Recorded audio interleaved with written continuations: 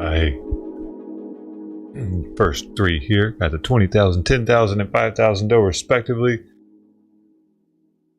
Being here so freaking fast. That's gonna be Sister T. Responsible to Mark Hopper. Get the dough stacked up. I see. Good to see you up so early. The Barto's here. Barto confused me last night with his alt account. We know now. Barto has multi accounts. He likes to confuse me with. Oh no!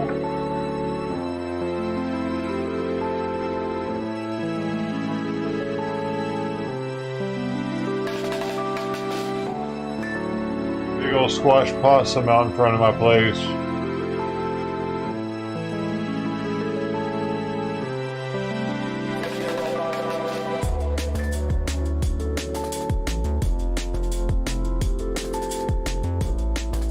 He's completely squashed.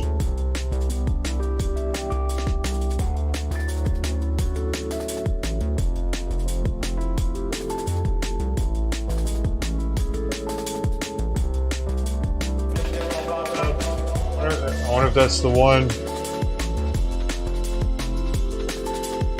Probably, because it was moving so slow. I can't tell. Look. This could be,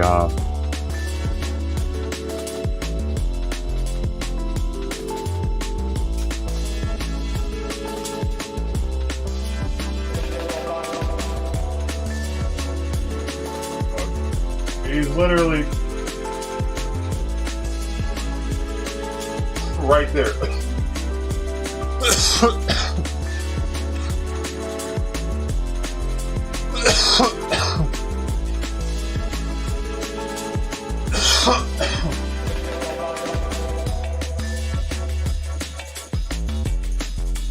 I can go tell probably by looking at the nose.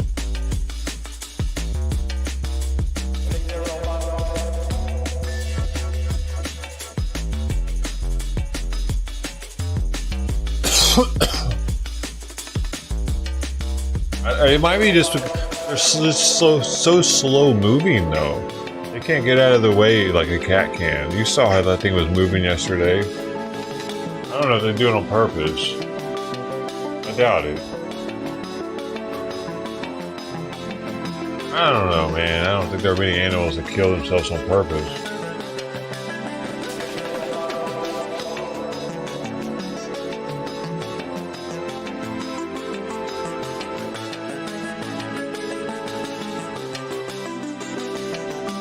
What if that's the Baba? It looks bigger than the other one, dude. Mama might have been gone for a while or something, and that's why that one kept coming out yesterday. It was like, where's Mama? Where's Mama? I don't know. That could be it too. That's even sadder.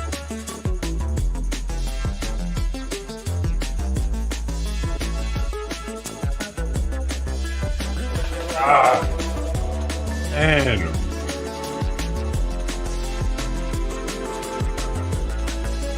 I thought it was Mama for a second, though.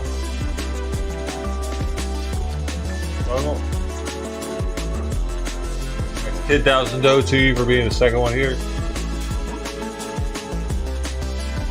Hi, Tyler, welcome back.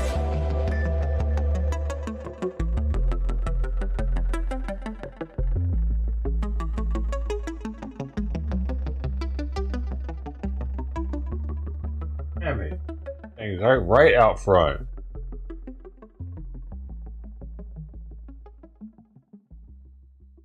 So I gotta go report it.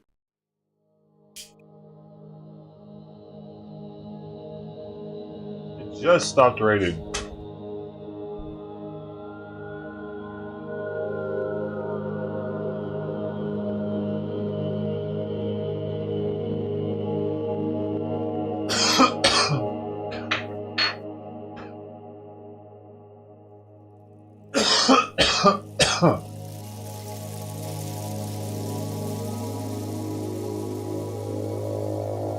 Dang it, man. Dang it.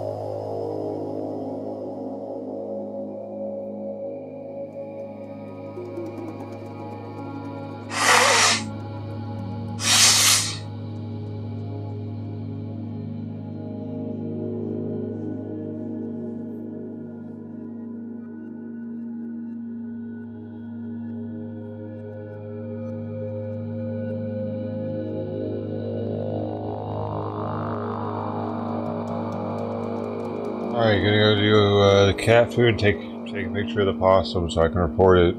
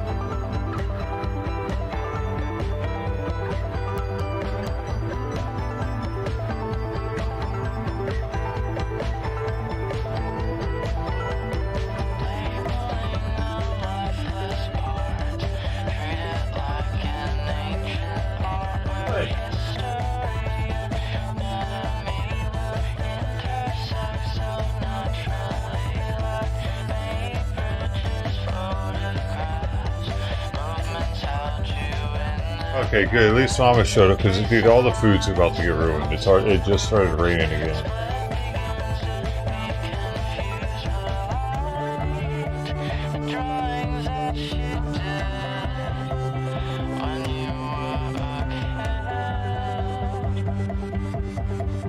I can't see the possum anymore because the car parked there. I couldn't tell if it was the same one or not.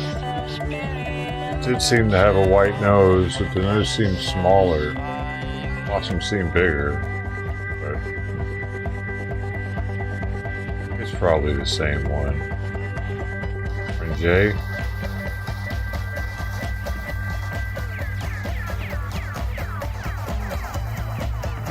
I don't think I could have done anything for it, really. I mean, I don't know what I could have done for it. Grabbed it and taken it somewhere.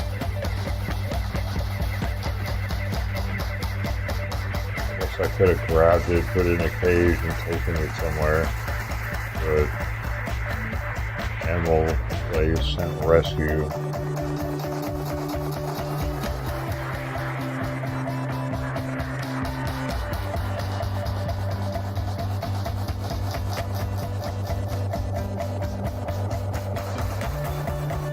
We thought it might have been just getting food though because it was raining.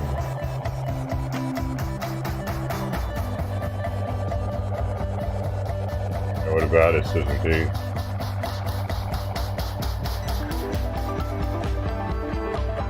No, I just can't see because the car's parked there now.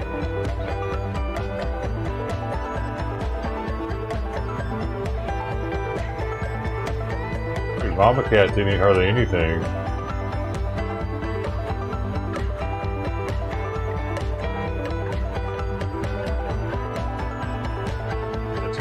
Shitty start to the morning. Dead possum that we watched walk around all day yesterday. Now it's raining, so the food's gonna get ruined. So all this food's gonna be trashed in about an hour. Barely spritzing now. I just saw Trident, actually. Also, I don't know if y'all saw her.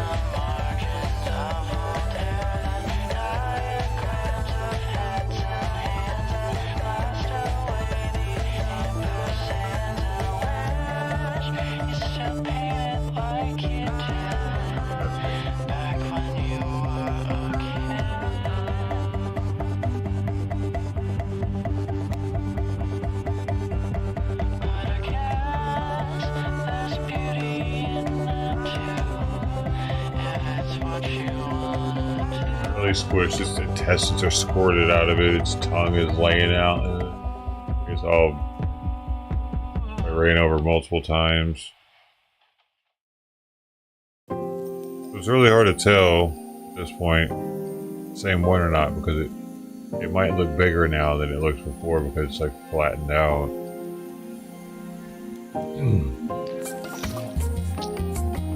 What in the actual fuck, dude? My camera is fucking up. I just deleted it. It keeps telling me there's not enough storage space on my phone. I just deleted this 6 gigabyte video and it still says I have 128 gigs of 128 gigs left. Hell. I mean, I have used 128.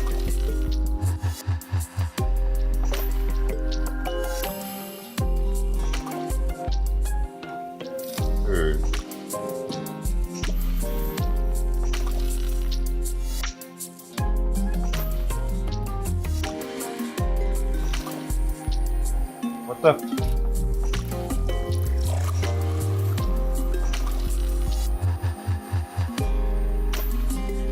Got you, Simon. Right on it, buddy. Right fucking on it. Come on. Come on. I'm sorry. I took fucking 1 meow, 2 minutes. Holy shit. Cat. Shut up.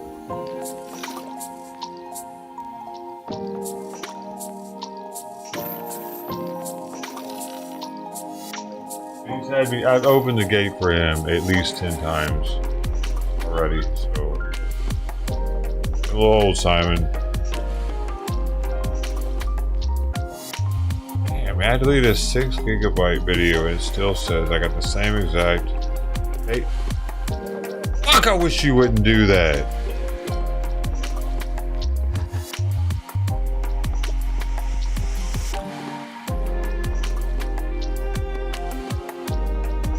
If I wouldn't have this hoodie on, that could have been bad.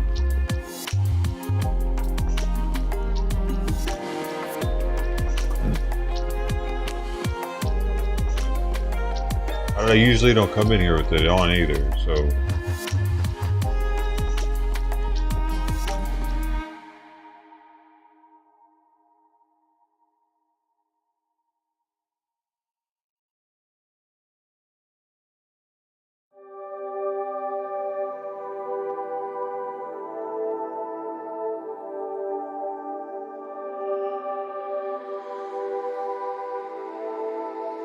Oh, you can't have that. No. Oh. Fine. No. Boy. Oh.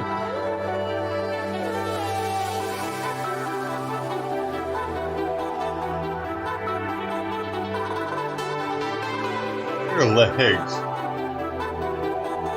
Just dangling. There's one of them. Oh, she's got one of them in the hood. Okay.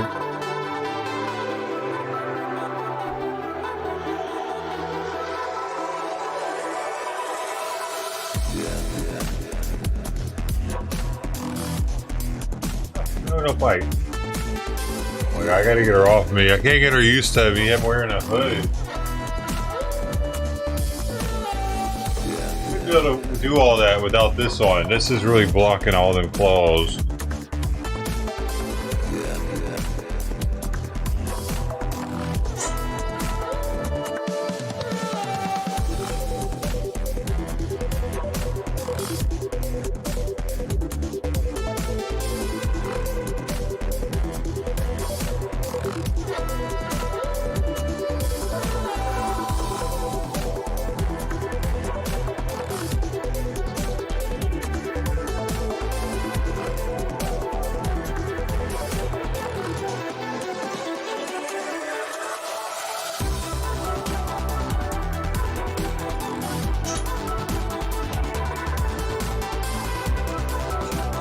Yesterday was really weird with the possum.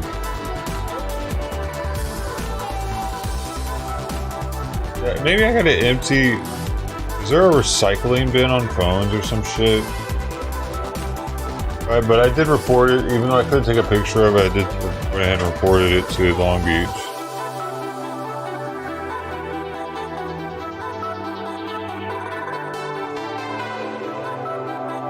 Cat. Oh, because she flies.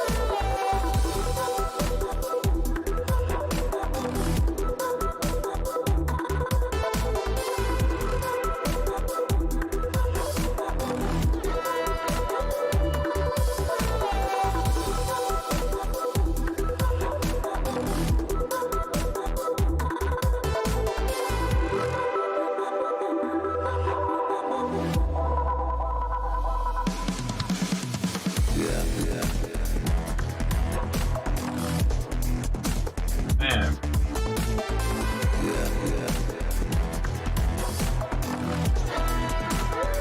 Oh man. I wish I knew for sure if it was the one or not. Just like I wish I knew for sure about Tux.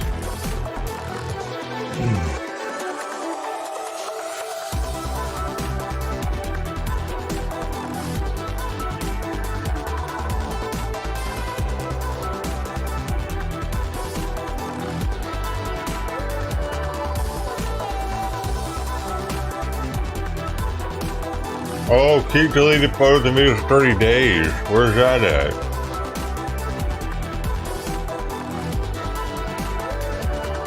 I see. Wow.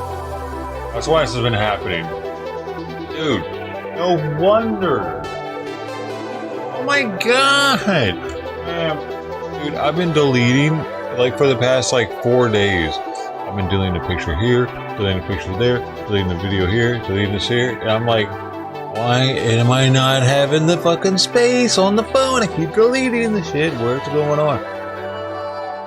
Apparently, ticked on is the trash option on my gallery settings, which keeps deleted photos and videos for 30 days. That's why the space wasn't free enough.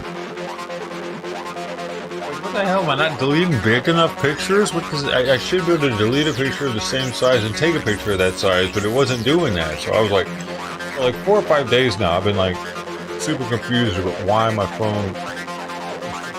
It's like, maybe I have to have a gig and it somehow let me take some on accident over the limit. And like I hypothesizing all kinds of weird shit. There's not a recycling folder though, like there is on the computer, where I could like delete them myself. If I turn it off, it just deletes everything that's in there.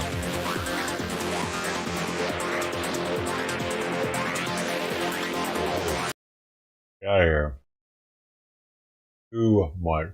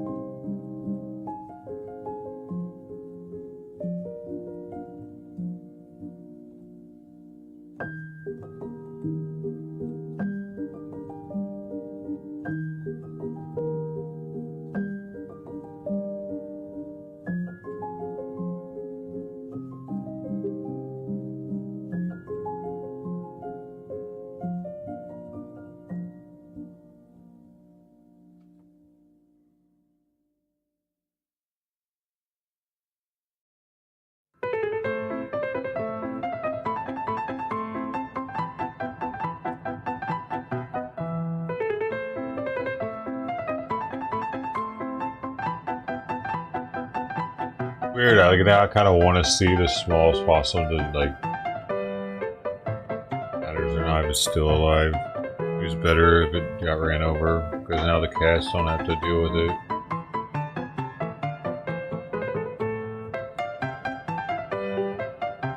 All my life I've just seen animals die in the road. That's how most of my animals died when I was a kid.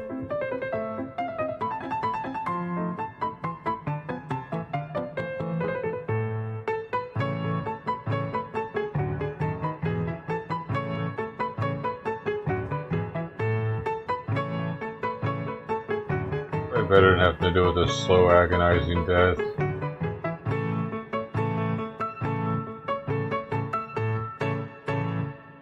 How long it had been suffering already. Definitely was acting very strange yesterday. Oh, good. She came back. I scared her off. Did y'all not see her earlier? Did she not come all the way down? Because when I went to go report the possum, was, or she was at the end, right at the end, there was a sidewalk. I tried to get her to turn around, but there was a car next. He left right as I got there, and I think the noise of that and me started off. So she headed. I think it was. I'm pretty sure it was her. I don't think it was Crossback. But Crossback normally comes from the right.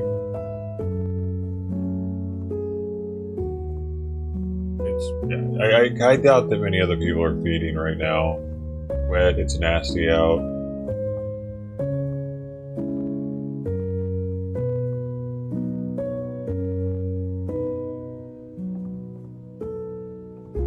Anybody that normally puts out dry food working me wet probably didn't put it out.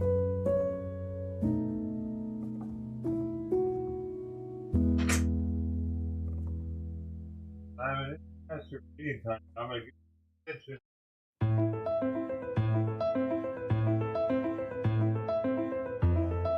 Dude, my right ankle was so swollen up yesterday when I went to sleep. Even this morning, my right foot and stuff is still swollen. They were, and that's why I'm just trying to stand up a little more now.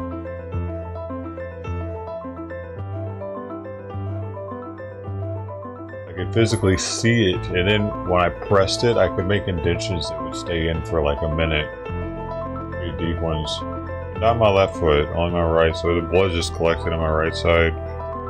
And I thought the drinking was causing that.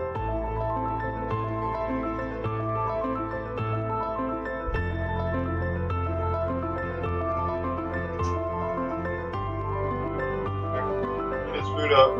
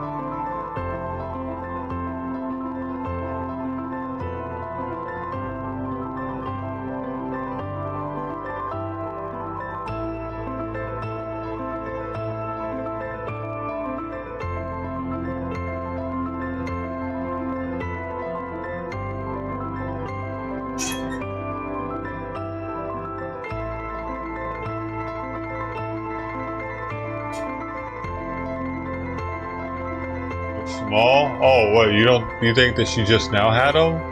Maybe? I mean, I don't know. Could be.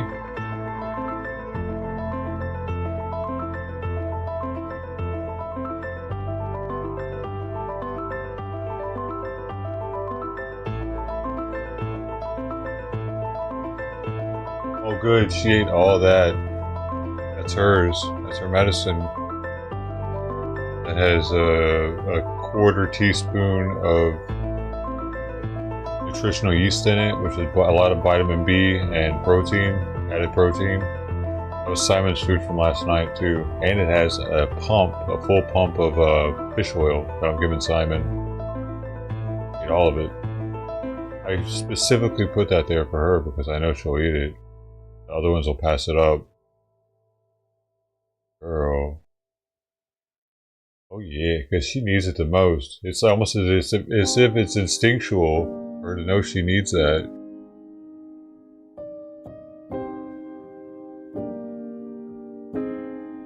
Added nutrients and fish oil. Girl, good girl. Come on. Got it. Good girl. Good girl. No scratches. Scratches.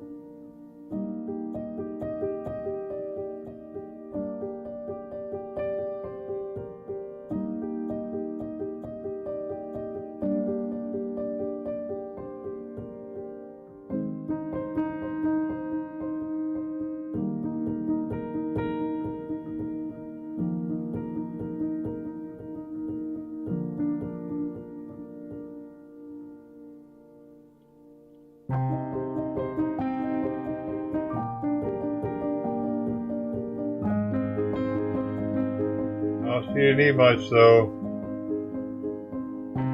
She ate zero of the ziwi. She only ate the treats off of the ziwi on the right. I put a true treat on top of it.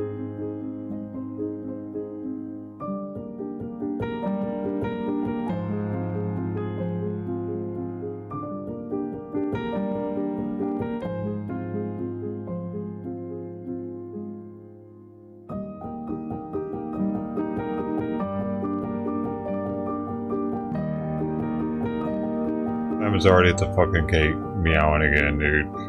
He really pushes my limits, man. But I figure that after him, I'll be able to handle anything.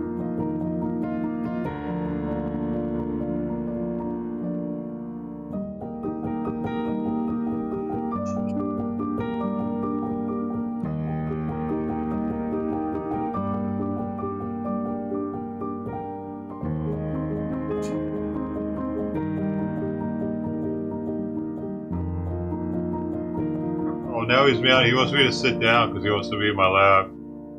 He slept next to my head until 5 o'clock this morning. Didn't leave my side. I don't ask him to come in there. First he was under the covers. I had to kick him out. I needed my space. He wanted to be under the covers.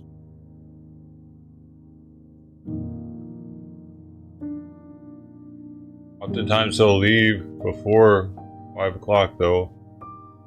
No, don't you be biting my hair off. Go down? Okay, here, let me out. Okay, I got it.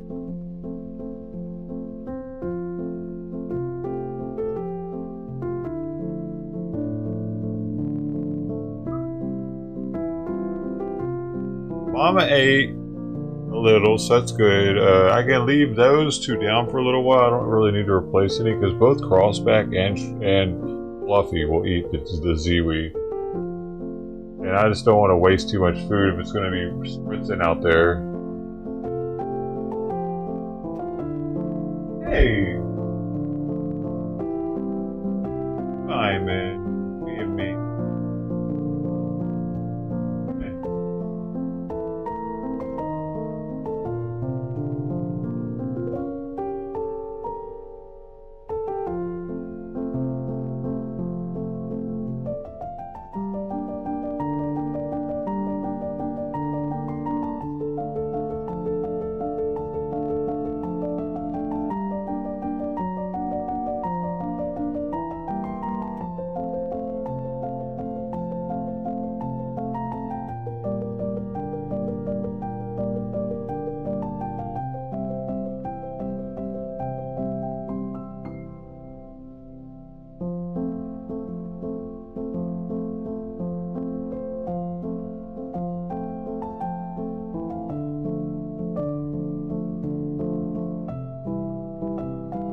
And it's nice to see that rash not there on the back of his legs.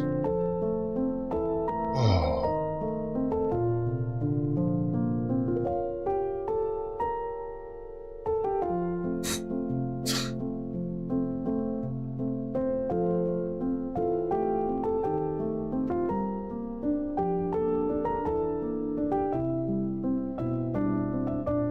Squirting the oil into his mouth every morning is not fun for either one of us. Working.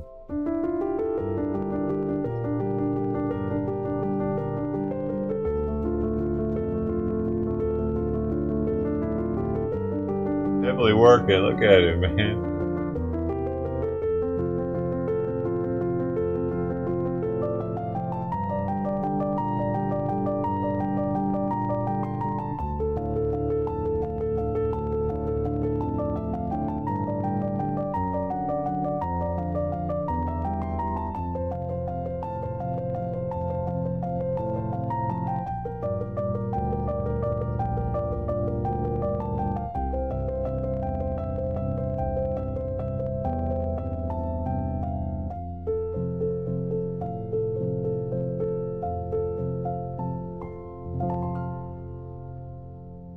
I gave her 10 grams more this morning because it feels like she's losing weight. I gave her 70 grams of food.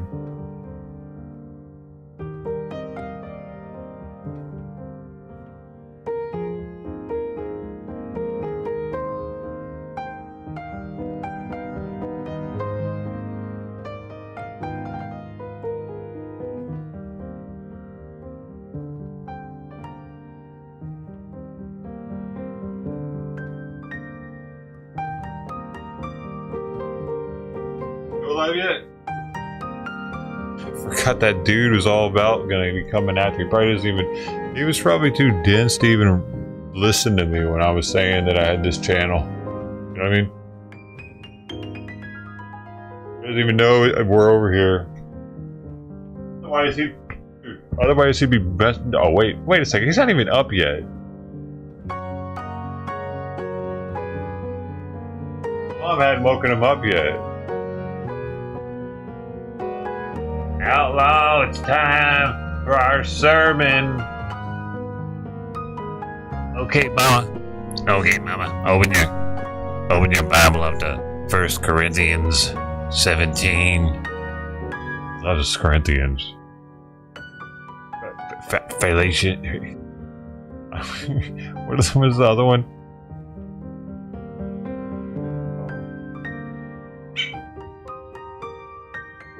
Yeah, that didn't look like it was very friendly.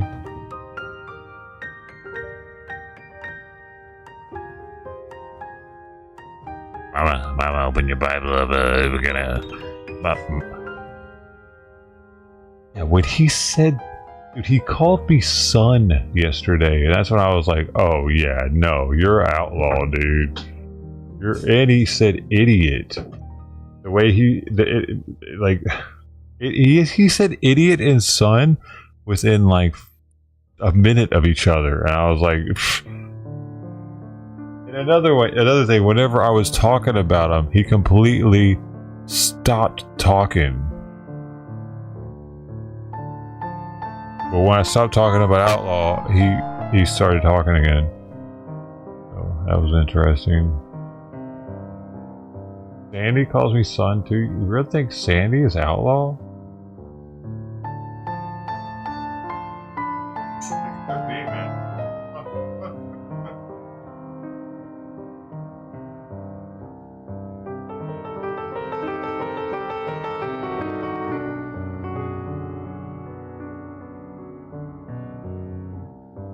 Because he's a fraud anyway, right? Like he's a. What was that? I don't know. I just saw some cat run past the house. I don't think the gray tabby or the.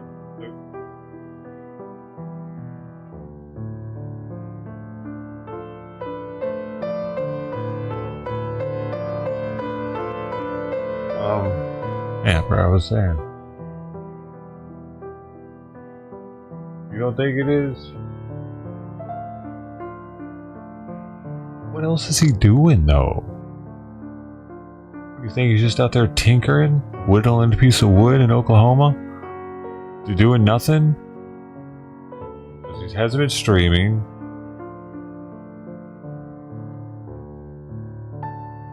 Makes the most sense because he would also have some sort of knowledge of the People's Convoy. He would have a vendetta against me, and he likes to try to take. He prides himself in getting my channels demonetized. So it would definitely make sense that he would try to turn me into Joe like that. And that he would have multiple accounts. And a different, like, alter personality just to mess with people.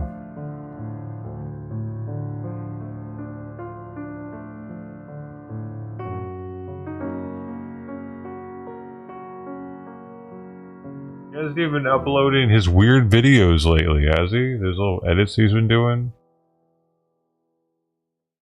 What? I did not see Joe was in the chat. No. What, after I got off or before? What did he say? Shit. Man, I was actually gonna message him.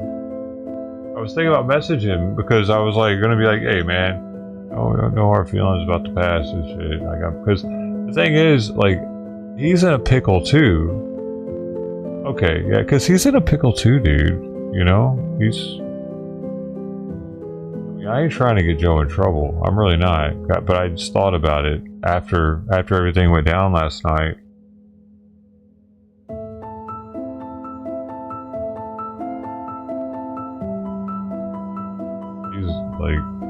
he doesn't want no trouble either, is what I'm saying. Because he is at he's. I don't know, man.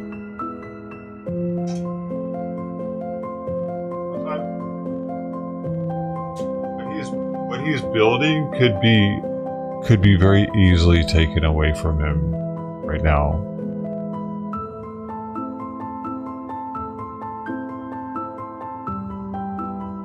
Because YouTube doesn't play when they take your channel away. It's not a thing where they just let you make channel after channel. Once you get banned, you're banned. Actually, once you're suspended for like whatever, a week or a month or whatever, you're not even supposed to like have another channel that you stream on while that one's in suspension. These are community guidelines. OS type shit. It's actually in the terms of service, so because they don't like. Of course, they don't want people getting banned and then making a new account. You don't see Oreo doing it, so that's why. I mean, Joe's kind of in a tight spot right now. He doesn't want to get his channel banned either. But I already wasn't talking shit about Joe. You know, I'm not. I didn't even think about that though until like last night when I was about to eat. Like I was thinking about trying to email him and shit, and then I'm like thinking like about the whole situation. I'm like, oh shit! I remembered about that. Oh, yeah, dude. Nobody wants any trouble here. He probably saw that I was doing that and was like, fuck. Because he had just said, everybody's finding the stream, and then like, he's seeing it like, oh shit, Otis Show is restreaming. He thinks we're enemies or something. I'm trying to, he probably thinks I was trying to take him down or something, and he got really quiet. I was like thinking like, oh, he's like going to report me or something right now. You know, he got really quiet probably because he was thinking like, fuck. Damn it, man. I bet, because I would have been thinking that. Sleepy, get off him. Man. He gets on his neck and starts just... Arr, arr, arr. Yeah, they probably... Dude, hopefully the fucking idiot's not here listening to me right now, dude. That's why I didn't... Like, I'm not gonna say anything about this on the other channel. Because of that.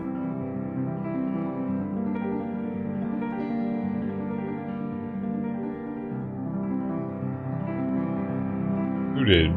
Joe asked if everything was okay?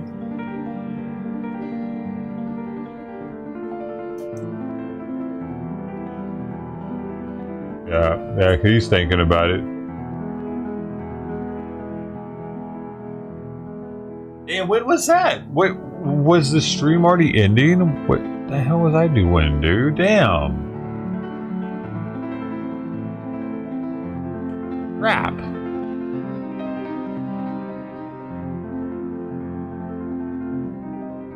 Was it already done or offline?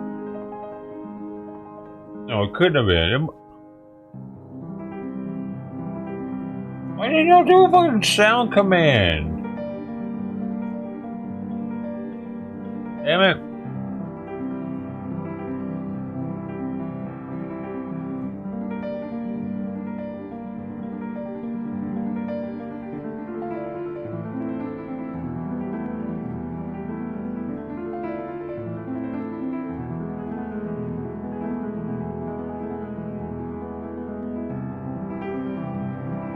Instead of Apollo 13 me, man. I'm saying, I had no idea.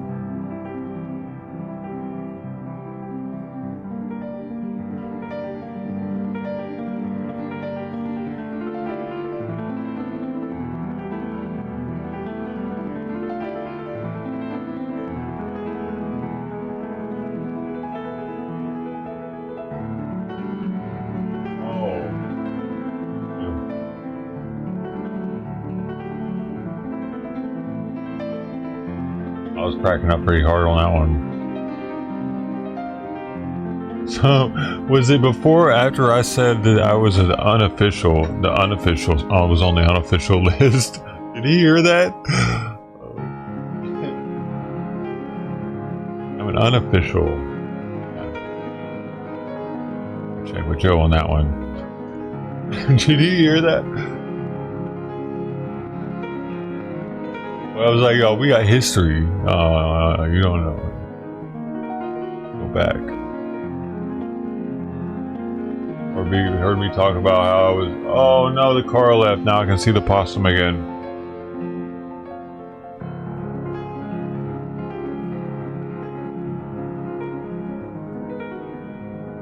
Uh.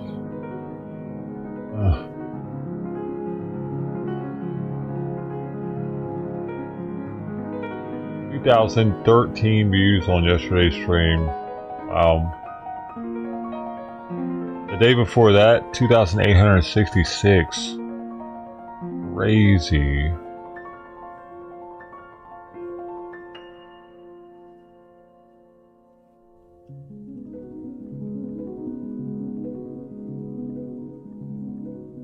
Huh.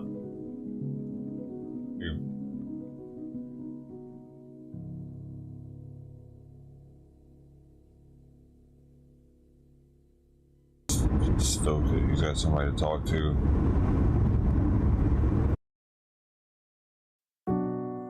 Never mind, she doesn't want to. No, God! No, God, please, no! No! No! No! I got rid of somebody. Okay? Okay? If your teeth are rotting out, you guys start looking into that, okay? You can get heart issues from your teeth rotting out. Actually. Yeah. Read back in your chat. Oh, is that why people were telling me to read back in my chat? I didn't understand what he meant by that. Oh, there he is. You alright, man, don't worry. As long as there is no shit talking towards me. And good night. 2.5 hours. We already met. What was I talking about? Is she lame?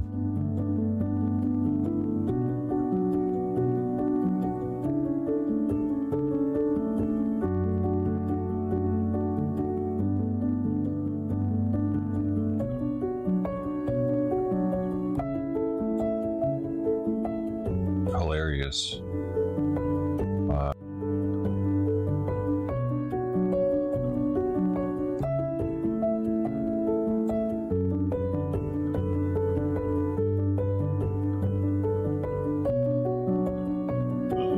Petting sweet peas too. That's funny.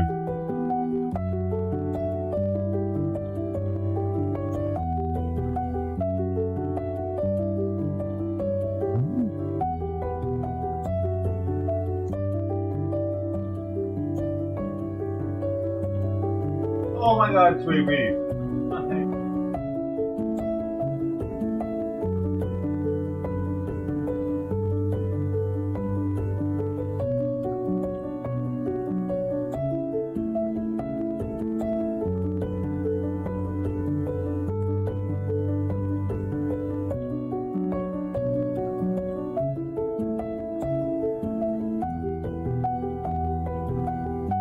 As I was petting sweet pea.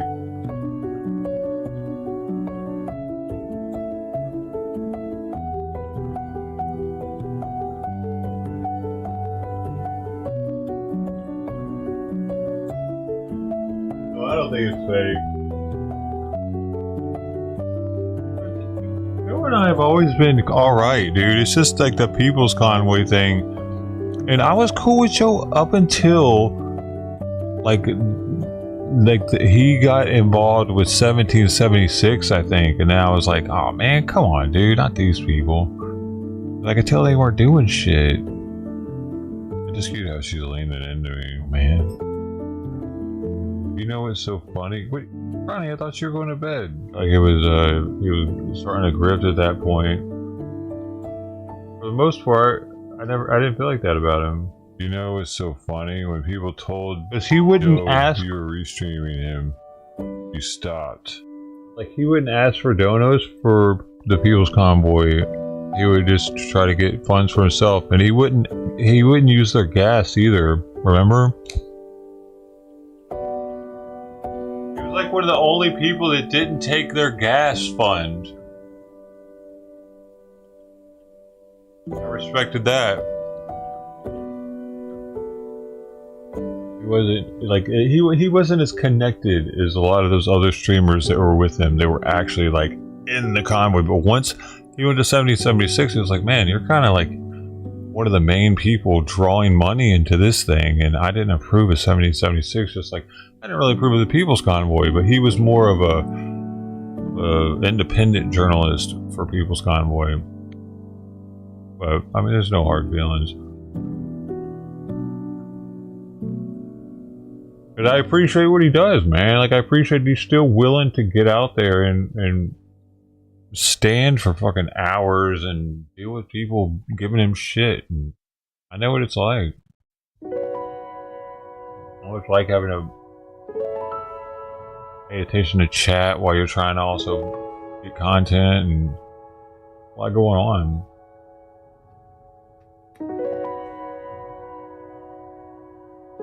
Awesome. And like I said before, like I was a member for Joe's channel for a long time. A tier 3 member, actually. I was a $30 paid member for Joe's channel for months during the People's Convoy.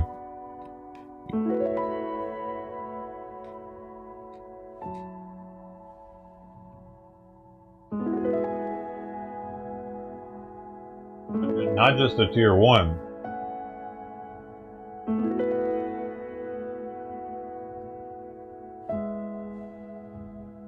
So yeah, I think that's the real Joe that came through.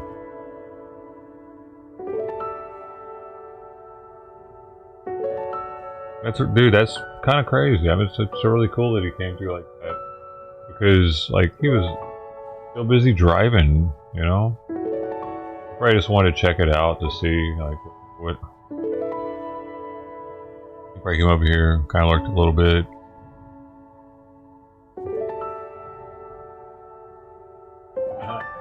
Right? He was cute right there.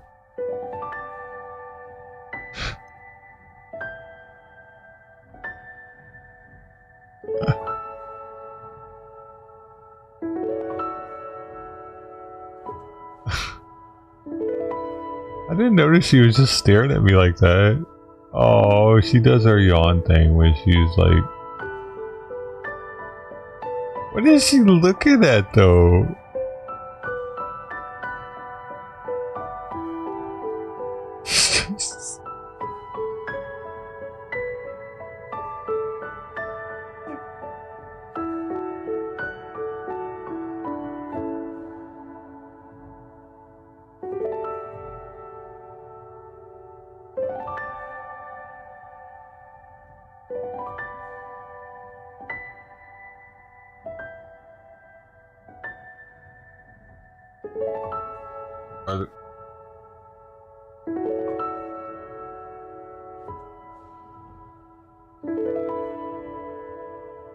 What, baby? What's going on? Like when she said Doe is shy, I read that she wrote that, and I was like thinking, like, the hell does that mean? I even said something, like I even looked up at chat. I'm like, what are you? You're shy. It didn't make sense.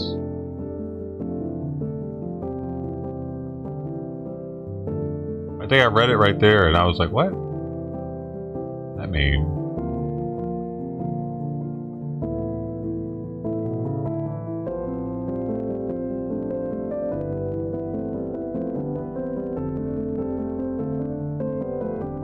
I'm trying to figure out what later.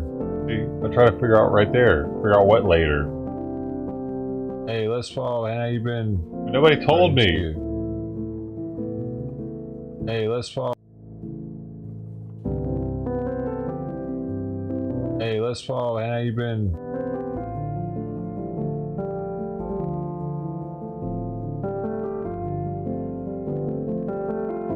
I will read what later? I will read what later? Nobody answered me.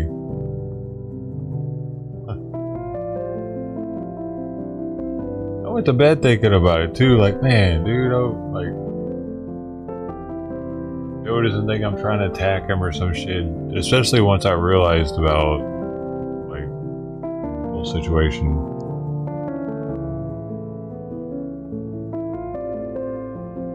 Hey, let's follow. How you been? Sorry, I didn't see you. I saw.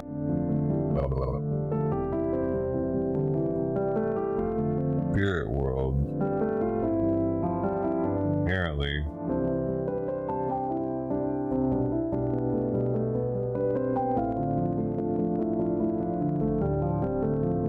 Yum, yum.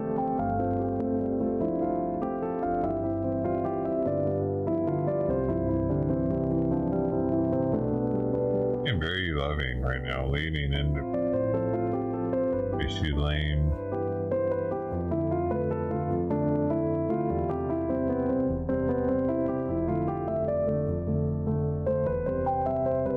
I don't think she was extra hungry last night.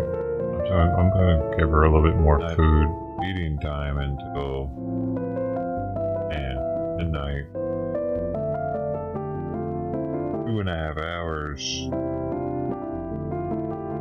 We already a bad thing. Hear that, or she just wants to be extra loving.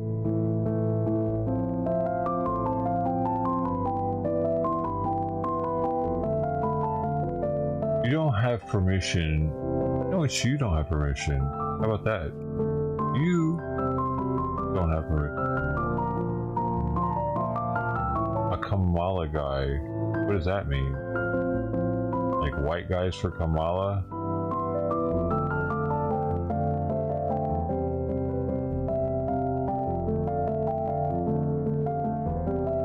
Yeah, man, I sold my house for her campaign. Now I live in this shithole.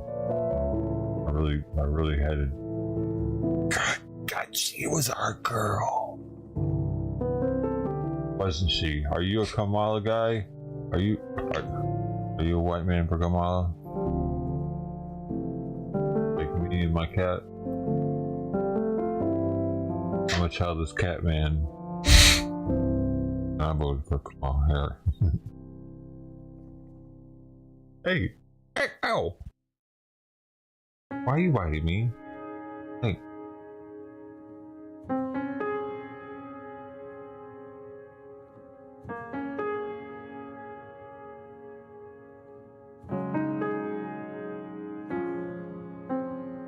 Can you stop putting your ass in my face? Okay. Thanks. Trump owns you. I didn't see that. Oh, we're not done, are we? Dude actually thought I was a... Dude, he thought I was serious. Do I have acting skills? I didn't even see that comment last night. He was like, Trump owns you, libtard.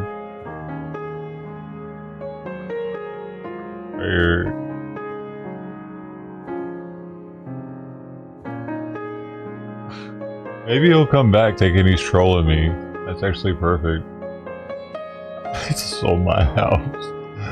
I sold my house and donated to her campaign, yeah, right? Hey, Allo's leaving? Oh, we're not done, are we? Oh, he said son. Now we know for sure.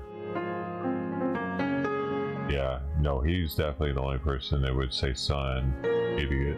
Hey, yo, check it out. Hey, so you think that it's Sandy and Sandy is an outlaw?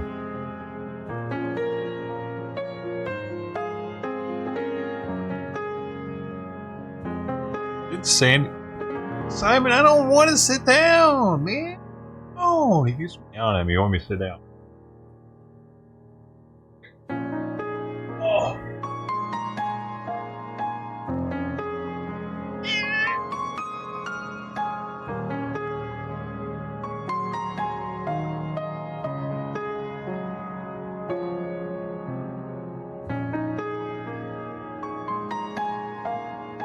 You can do it too, huh, buddy?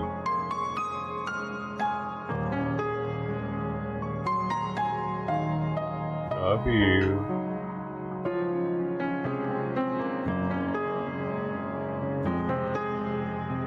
Okay, okay.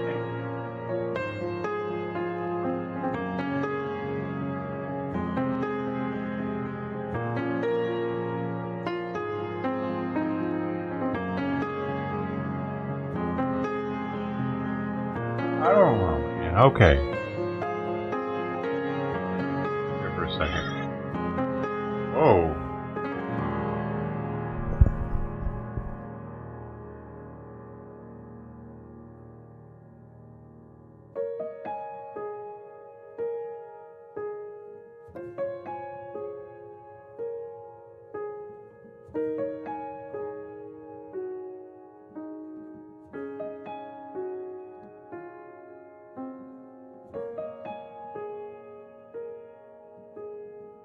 Haven't seen him sit up there in months.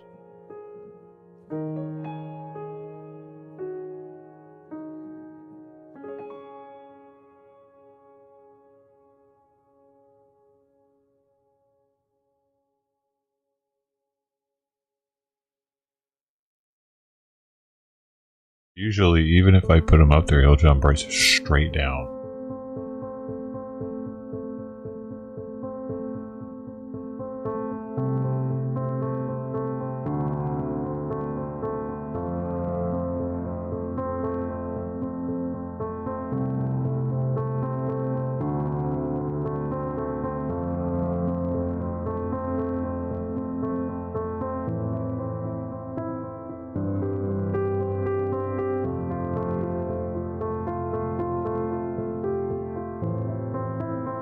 In the view.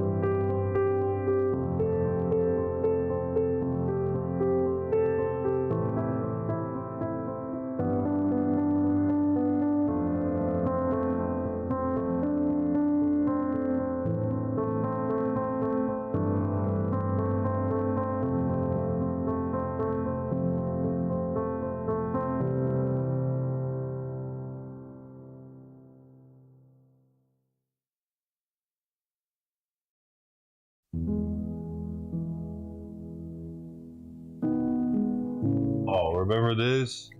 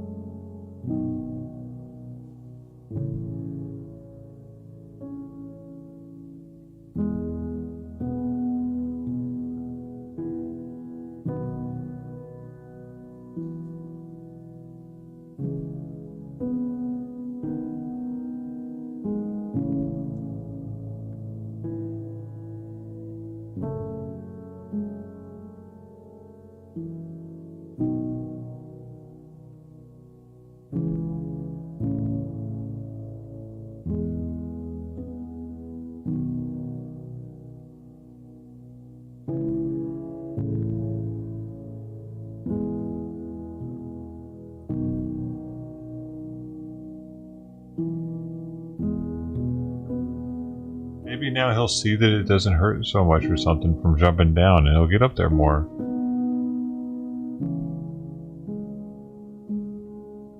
I really miss seeing him get up there and enjoying himself. I really like getting up there, hanging out. Just seeing him sit on that second level too, like he is unusual.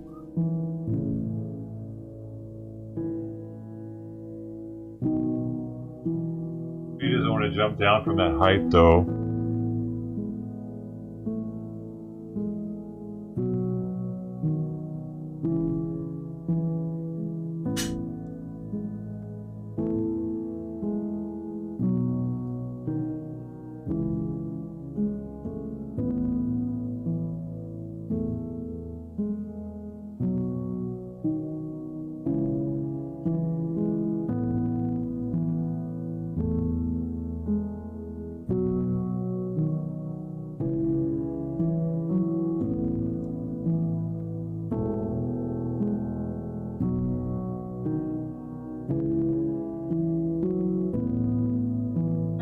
No. That.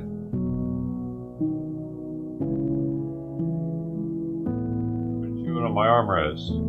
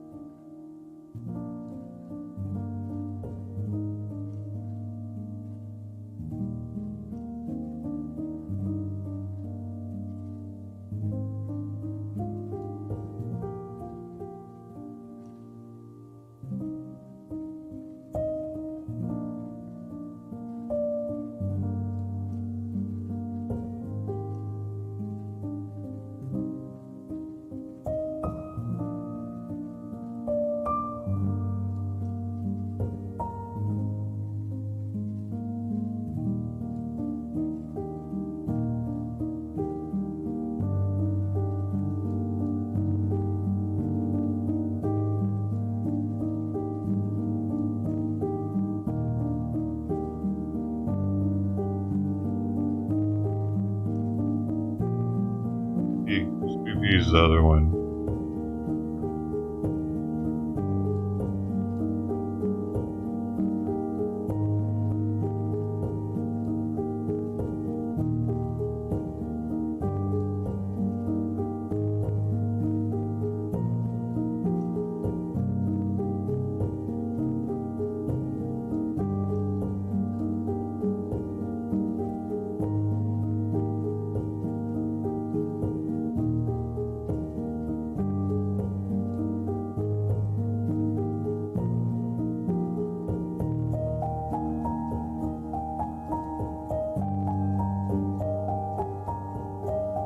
Hi.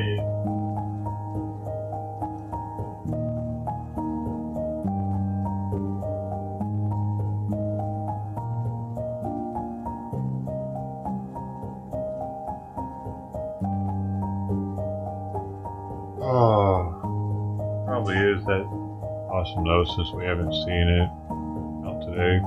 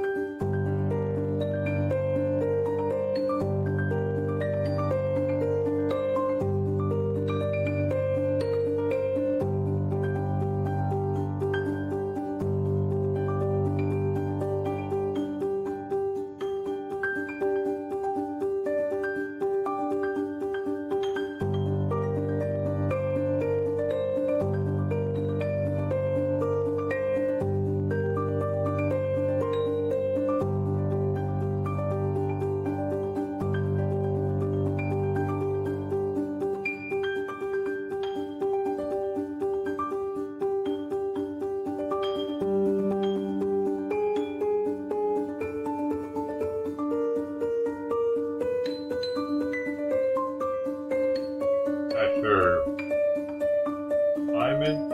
Oh, that's the other one. What? Creepy.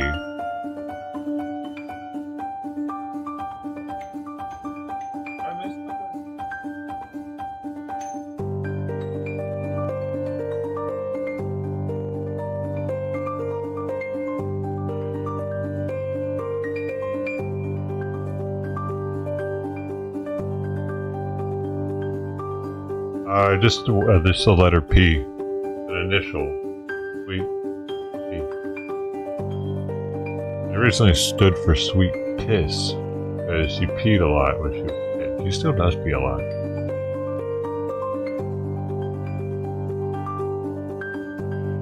Then it turned into sweet pancake because she likes to bite for no reason out of nowhere, like in the movie Cabin Fever, where the guy goes, "Pancakes!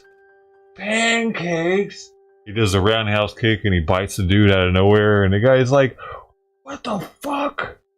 I haven't seen it. Cabin Fever, you don't know, but so the P can be different things. She's also sweet precious, because she can be precious little kitty. And originally I kind of wanted to name her Precious, but somebody else's cat in the neighborhood was already named Precious, and we had helped get back to him, helped get it medicated and spayed. Actually, it was sick and needed to be spayed. We facilitated all that. Did I take it to the vet? I think I even took it to the vet once. He took it for the spay, but I took it to the vet first time, didn't I? I mean, anyway, so she couldn't be called Precious. Even though she is.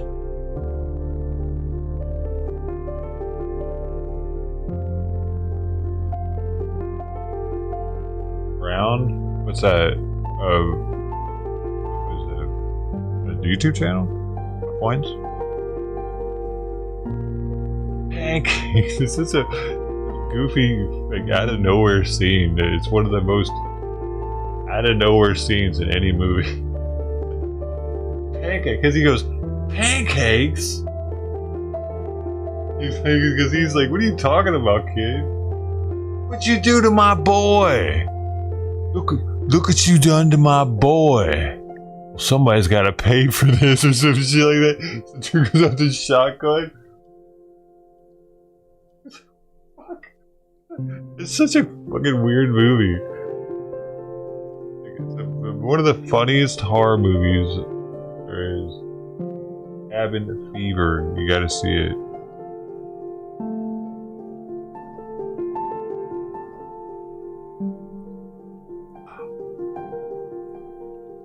One of the few people that know about that clip, though, I think. Not a very widely known.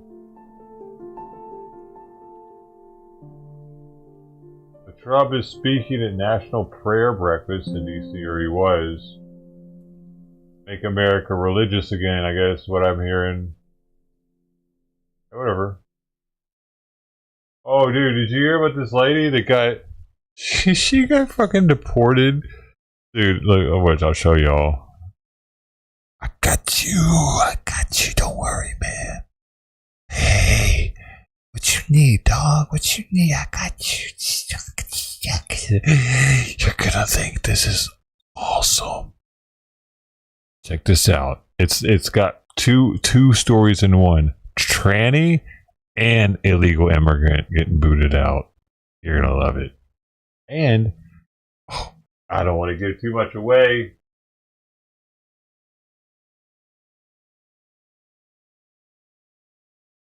Received, it does appear that, based on the information we have received, it does appear that some California state officials are collaborating with federal immigration authorities. I just needed to sign that I checked, and that's it. It seemed like a simple request by a California parole agent in Montebello. I just needed to sign that I've been here, and I go, and that's it. But it turned out to be a ploy designed to lure Natalie Marinero out of her home and into the custody of ICE agents. You know, it's hard to find the words to say how the government called here and tricked Natalie and lured her outside and had ICE waiting for her. It happened on Sunday, January 26th, shortly after 10 in the morning. Natalie, a transgender woman from El Salvador, was living at a new way of life, a facility for formerly incarcerated women. Susan Burton is the founder. Wait till you find out what for. Parole, to call her and say, come outside and sign papers, and then have ICE waiting for her. Just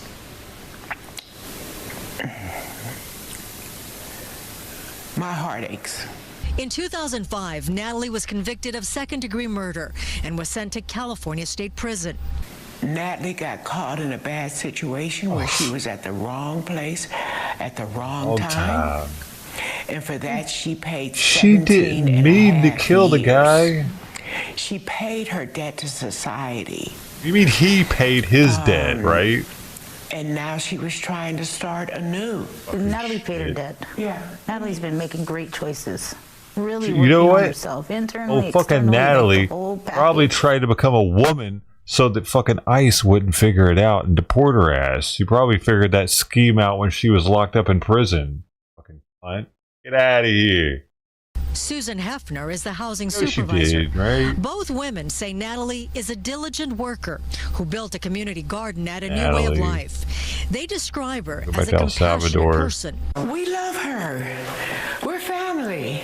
Natalie, who is seeking asylum, Right. called on the phone. Oh, from she a looks really detention reformed facility right there. in Otay Mesa. Like a fucking After you cholo. were detained, what did they tell you? They told me that I was getting deported, and I said, why are you going to deport me? You can deport me. I'm going to get tortured in my country. I am so saddened by ICE coming and taking Natalie away.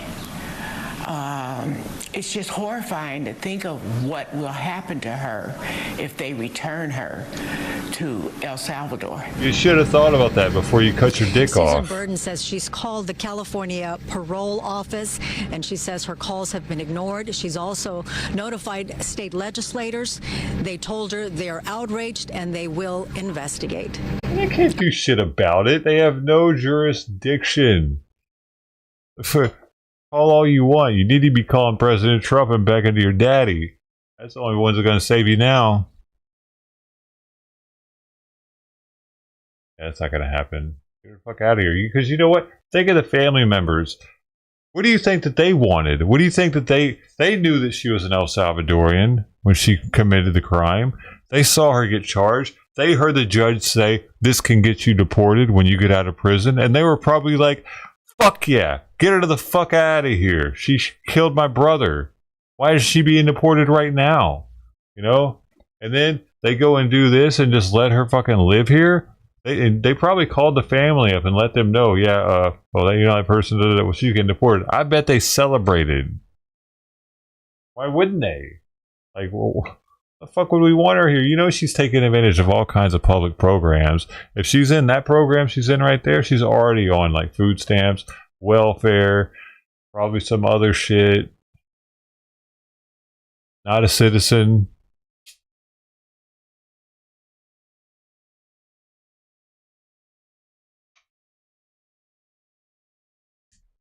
Out of here. I don't give a fuck about your garden, lady.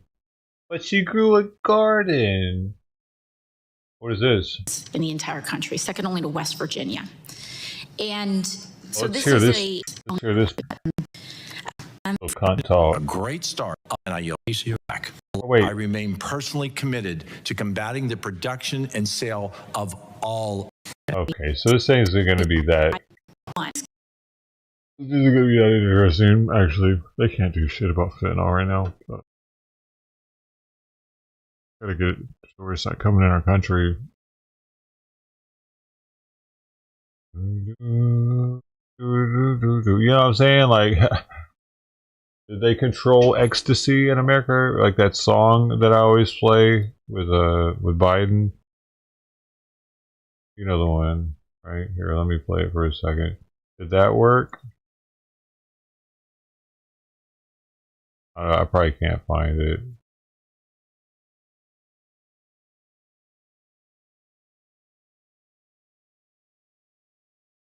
I got 10 more seconds. 10, 9, 8, 7, 6, 5. Why is it? There it is.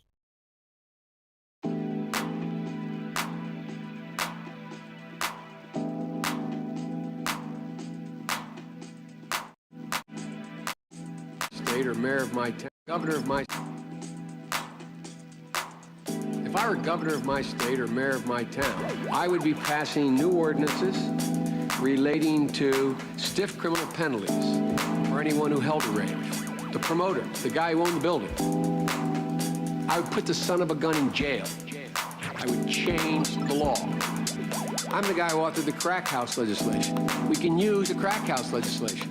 There's no doubt about where these raves are. In the middle of the desert.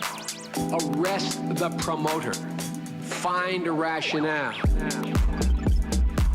Did it work? Like, did they end? Penalties for endangering lives. You don't have to get them for drugs. Turn off the water, I put you in jail. That's the scum who should be put in jail. Not just the guy selling the pills. The guy opens up the warehouse, turns off the water, and sells it for $5 or $10 a bottle because it's required. What do we do about that? Does it make sense?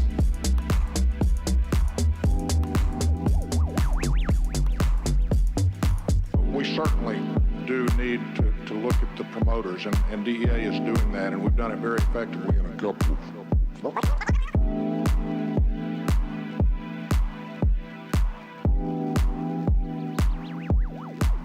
We are. Didn't work.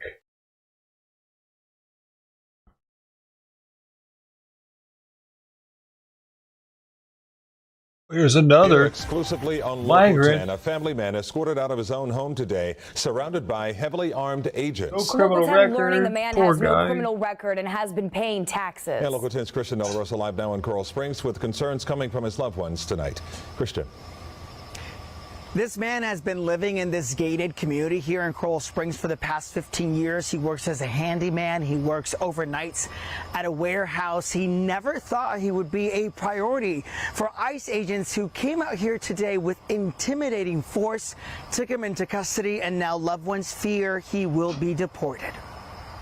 Guns drawn, they went in. They were going to war with the man, with his family there. About a dozen dressed in camo with rifles, guns, and shields. Armed to the teeth, they were banging on that door, yelling, either you open it up or we're going to knock it down. Inside was Dante Lopez. This is video of him consoling his family Monday when agents first came demanding he exit his home. His son in distress. Lopez followed his attorney's advice and stayed inside. But Wednesday, his daughter says he was shaking. They sounded like mad. They sounded mad. They were yelling. They were screaming at my dad. I saw my dad. He was in fear. It's terrible. Camilla says her dad opened the door. How many guys do they need? Neighbors recording as agents took him into custody. They just took him, like, this is so unbelievable that you need so many people with guns dressing up like they're going to war for one person. Coral Springs police escorted the federal agents into the Kensington Green neighborhood around 1:30 in the afternoon. Shields, for God's sake. Shields?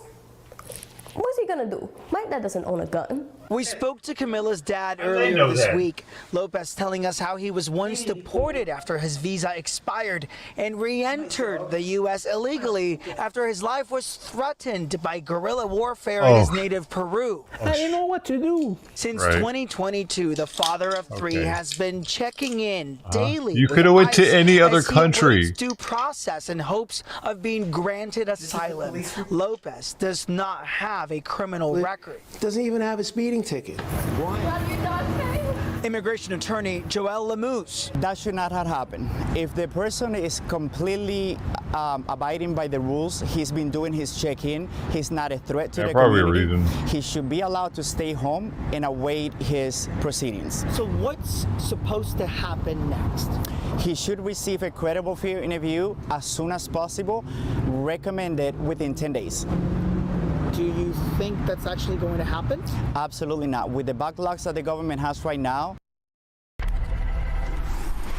I've been in contact with Dante Lopez's attorney. She tells me that her hope is that he will in fact get some due process if ICE agents are able to exercise discretion and allow him to get that interview that will determine whether or not he gets asylum while he is in detention. Of course, the fear is none of that will happen and he will eventually be deported. We have reached out to the Department of Homeland Security for comment. We have yet to hear back. We'll let you know how this develops. Live in Coral Springs, I'm Christian De La Rosa, Local 10 News. Across the country today, demonstrators took to the streets, part of a movement billed as 50 protests in 50 cities on one day.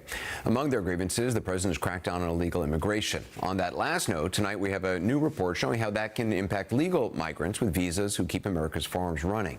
CNN's David Culver reports. Calling out to us from the back of the bus, Juan Manuel Cisneros shows us what he describes as his American dream come true. I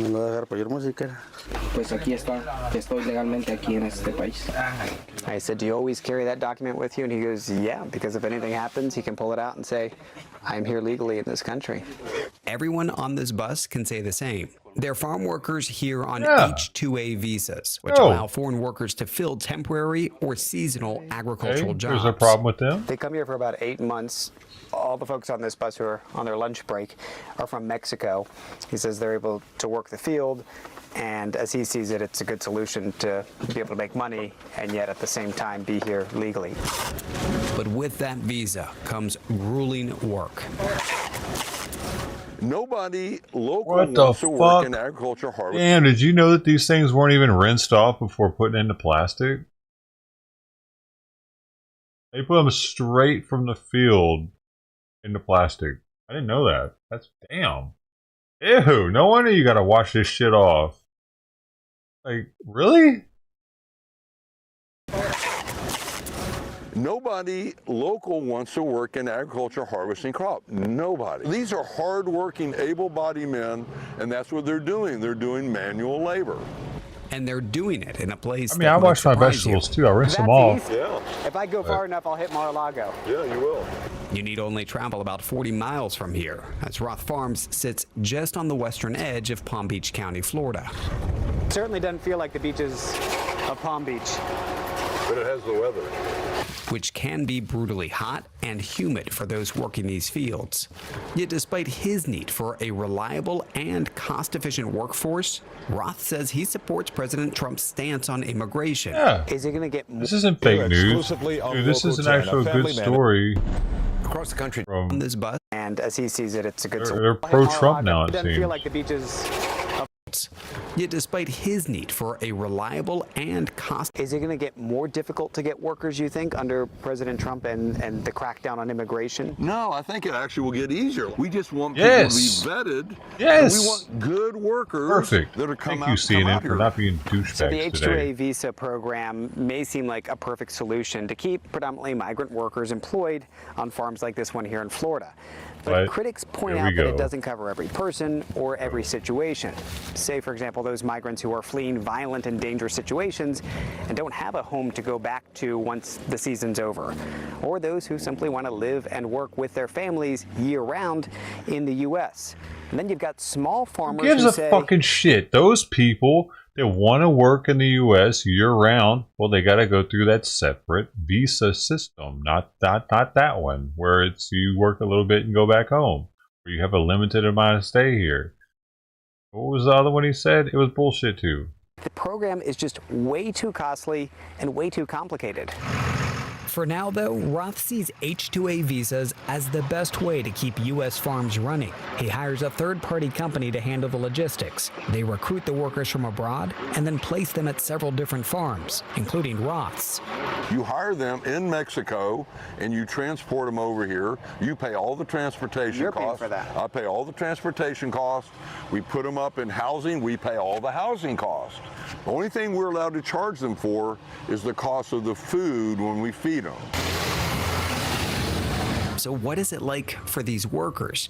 So here it is about 5 o'clock in the evening, and these workers have just finished their shift at Roth Farms. They're arriving back at their housing complex. Juan Manuel and the others invite us to meet them after their workday is over. ¿Cómo está? Bien, bien. Yeah? What do you do this time of the day? Yeah, when you get here from work. Dinner's at 6? We can go with him. He's inviting us up.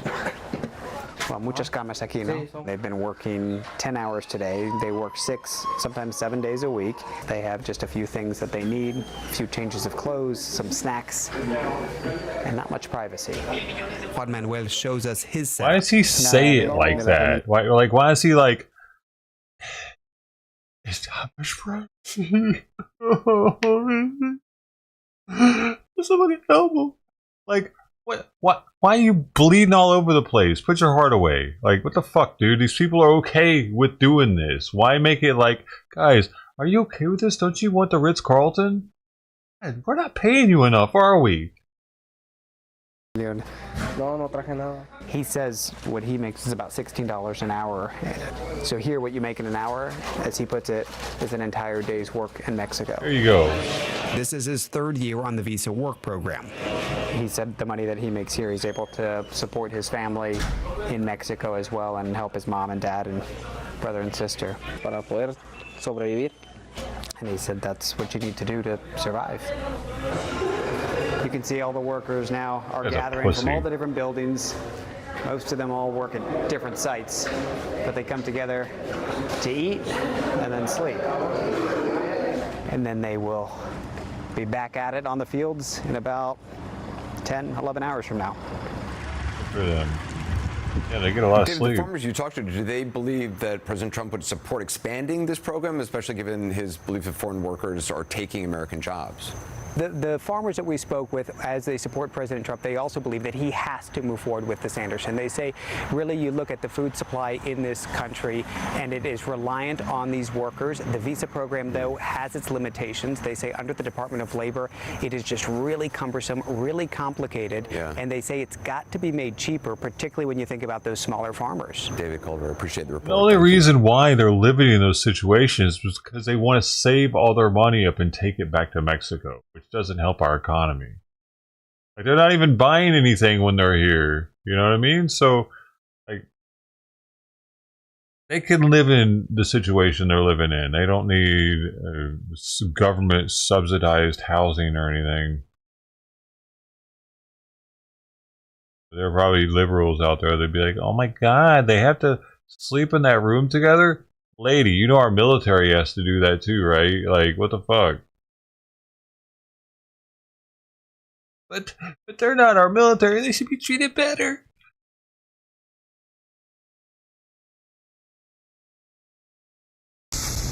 More LAUSD students are planning to walk out of class today in protest of President Trump's immigration and deportation policies. Superintendent Alberto Cavallo has also issued a warning about individuals posing as U.S. immigration enforcement agents. KTLA 5's Megan Tellis live now from Van Nuys with more details. Megan, good morning. Yeah, Chris and May, good morning to you. With this rain today coming, I'm curious how big of a protest this might be. I'm going to step away here so you can see Van Nuys High School. It does open this morning at around 8:30, and the students begin to get to school, and parents are at student drop-off. We'll get a better idea as to how large of a protest this may be. Now, according to one Van Nuys student who reached out to us in regards to this protest, they say, quote, this walkout is to protest the immigration raids that ICE is conducting all around the valley. We are going to be walking from our school to Van Nuys City Hall. As a predominantly Hispanic community with many immigrant students, this is super important to us as we want to stand in solidarity with our peers. Now take a look at this next element here. This is a flyer going around social media. It points to what Santa Monica High students are organizing. This is another school within LAUSD. This flyer reads, Samo High walkout against Trump, and participating students there are fighting for reproductive and LGBTQ rights, environmental protection and migrant rights, democracy. The flyer also indicates students from Malibu, Venice, University, Culver City will be joining this walkout today. Now, the times of day for the students involved across LAUSD seem to vary. Here at Van Nuys High School, the students involved plan to walk out during their designated study period. They call this flex time. Santa Monica High students reportedly walking out at noon today.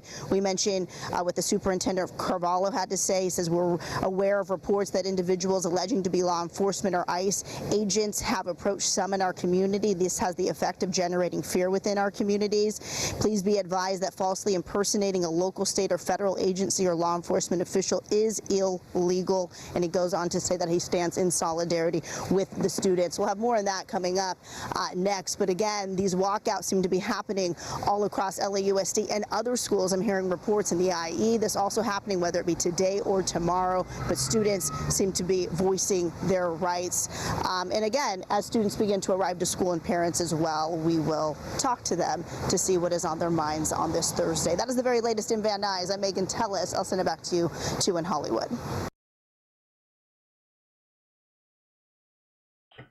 Oh, dude, I got sidetracked. Deleting photos. This here, rain. Pick up again at 6.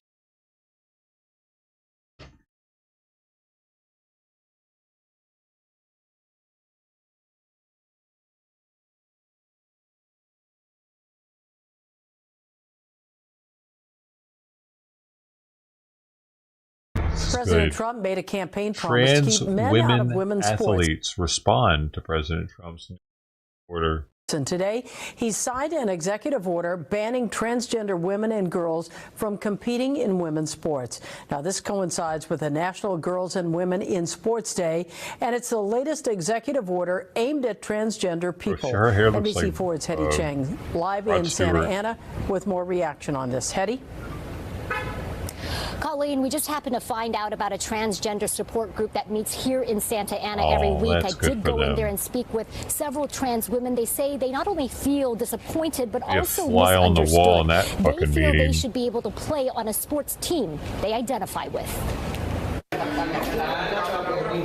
More than a dozen people from the transgender community meet in Santa Ana every Wednesday for this support group hosted by Alianza Trans Latinx, a trans-led nonprofit.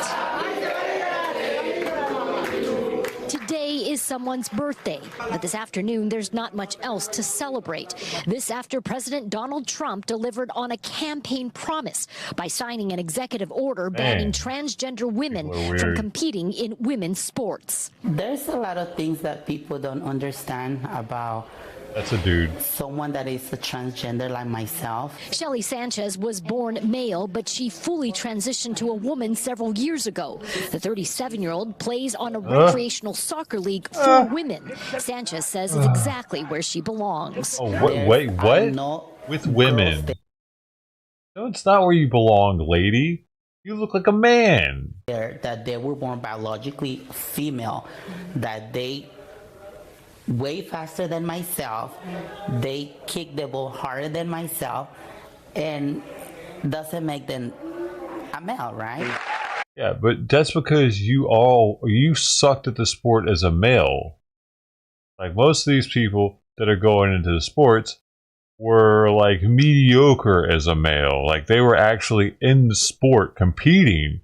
And then they go to the female version and just blow them away. You were never an athlete. You're just getting out there kicking a ball around. You know what I mean? So, of course, you're going to suck with females that are actually practiced their entire life. You dummy. Most of America does not agree with Sanchez, according to a Gallup survey. You're not in good shape either. You're like a fat Nearly dude. 70% of people said trans athletes should be allowed to compete only on sports teams that correspond with their birth sex. Trump's order, titled Keeping Men Out of Women's Sports, is the fourth order directed. Dude, I definitely want to see that start happening, where we got like an NFL player that looks like a woman. I fucking want trannies in our sports, man. Hell yeah. I want a dude who's transitioned to a woman with titties playing football with the boys holding his own. Now that I can get behind, huh? But them trying to get with the sex that they're transitioning to, that's no fun to watch. Of course they're going to win. I want to see some actual competition. Get out there with your titties. Yeah. Basketball, football, rugby. Well, they already do. They already do co-ed rugby. directly targeting transgender people. The LGBTQ plus community fears there will be many more orders targeting its community to come. Once, we've erased effectively from the federal government, transgender people, who do you think is going to be next? We're all scared. We're angry. And there's power in that. So we're fighting. That's the thing we used to have. President Trump also issuing a warning to the IOC, the International Olympic Committee, ahead of LA 2028, saying, quote, "We want them to change everything having to do with the Olympics and having to do with this absolutely ridiculous subject." We're live in Santa Ana tonight. Hetty Chang, NBC4. It's not a ridiculous subject. The fact that talking about it's ridiculous for sure. Like, it shouldn't even be a topic.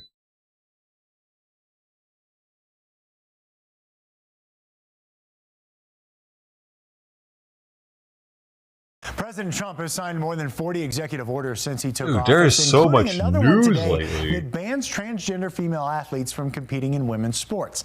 The action is designed to prevent people who are born males from participating in women's or girls' sporting events.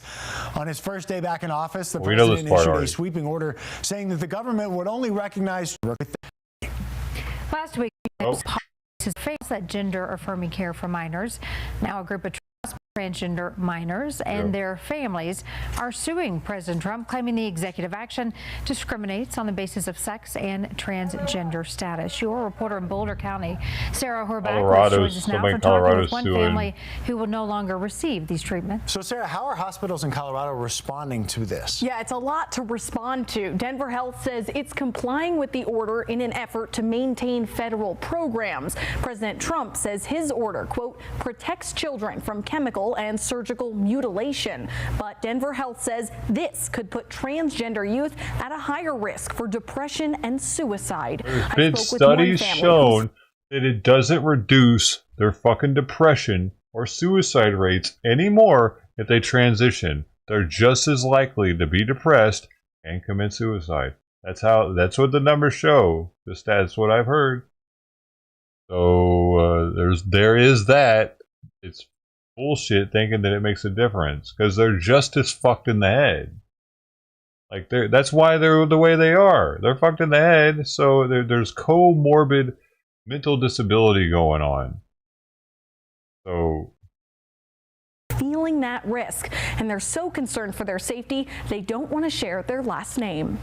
So we're terrified. I can't get her out of the country and I can't get her care. It seems like a death sentence to me. In Boulder, Colorado, Manny's family is caught in the middle of national politics. My child, just trying to get a good grade in biology now, and starting to see that the world is chipping away at just the basic things that make her happy. Manny's 16-year-old daughter is transgender and has been getting gender-affirming care for years, but that ends this month. We have enough time to maybe get one more shot. Following President Trump's recent executive orders rolling back transgender protections, Manny's insurance will no longer cover that care, and local hospitals will no longer provide it. The out-of-pocket cost is over $200,000, which we're willing to do. We'll take on the debt. I have doctors that verify, with writing that these are all treatments that we need to keep her alive, and and I can't do anything. So Manny and his family started packing to leave the country, looking for political asylum elsewhere. I don't care. If it's third world country and they let me sleep in a box and keep my daughter safe, that's what I'm going to do. Whatever, right before dude. Trump took office, they applied for their passports, but his daughters never came in. We got a letter. Do you want to confirm male or female as the gender marker? And of course we said yes, because that's how my daughter expresses herself. And then that's when things got locked up. The family then tried to change the passport gender to male so it matches the immutable biological classification, which is now required by President Trump's executive order. But the passport is stuck in the system. Constitutionally, as an American citizen, she's allowed to have one. And there's no resources right now for us to be able to pursue any line forward, A, to get her to safety without a passport, or B, to provide her care. Those plane tickets are booked for Monday, but Manny doesn't know if they'll be on that flight. Parent, I hurt seeing her hurt. You can still go, buddy. See ya. Have a good life. But I can't imagine how she really hurts. Congressman Joe Negus's office says they've received requests similar to Manny's. After we've reached out about Manny's case specifically, the office says they're working with them to try and get help. Does that make them have a so much is small still penis? changing around these orders, as like you saw, hospitals, Has families are still working to see how they actually will be put into action. Hopefully they get word on the. Dude, has this dad just made it so this his son is gonna have a small penis forever? He was on the shots. He doesn't get it cut off now. What the hell?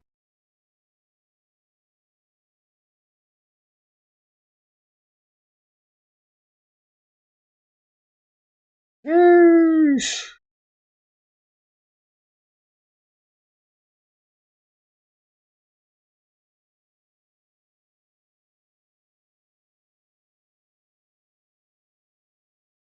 Devastation. And President Trump is expected to sign an executive order later today banning transgender athletes from women's sports. Devastation. The order is the latest of a slew of actions by the Trump administration targeting transgender Americans, including declaring the U.S. will only recognize a person's sex assigned at birth.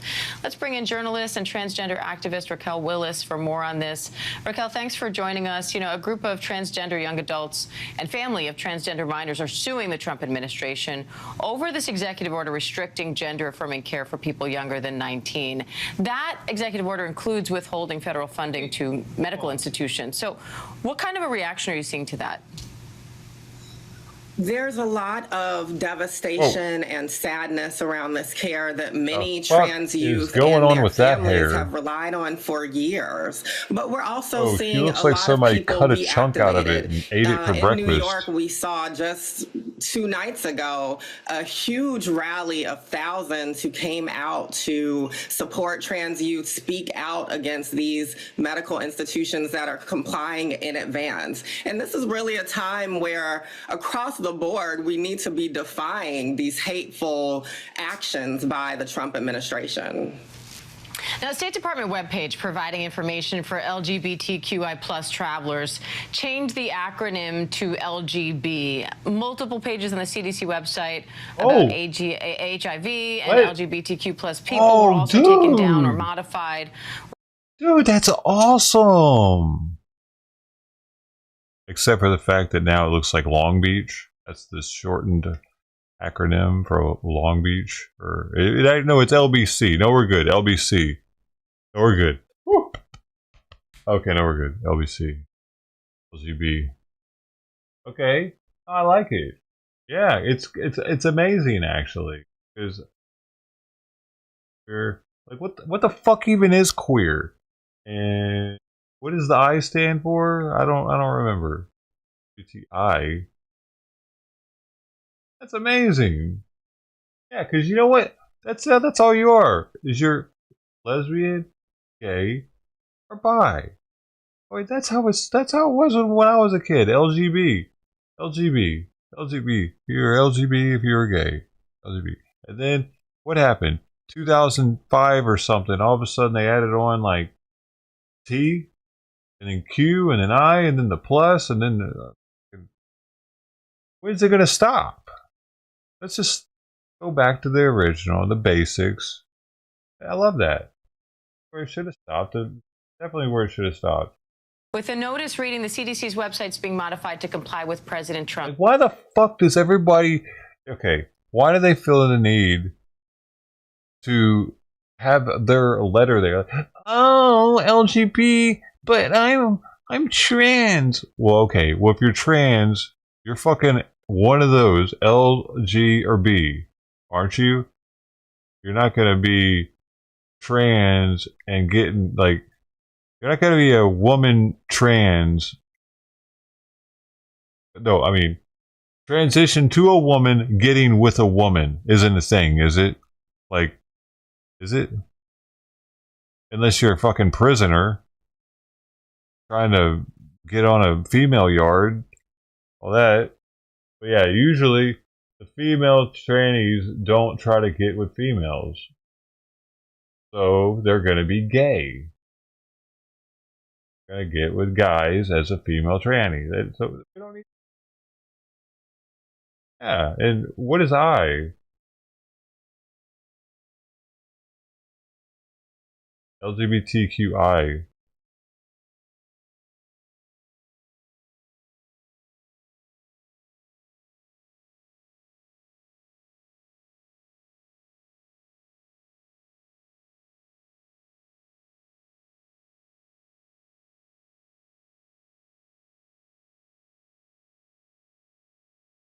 Intersex, which is an umbrella term for people born with a reproductive or sexual anatomy that doesn't fit the typical definitions of male or female.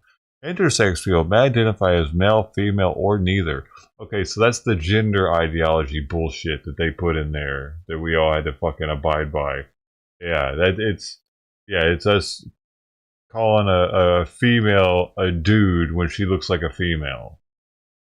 Thank you, Trump. Fuck yeah, because now it's not. It was the Biden administration made this shit official as fuck, putting it everywhere. So they felt like it was. It had some teeth. Like it was a government paperwork. Yeah. Good. Executive orders.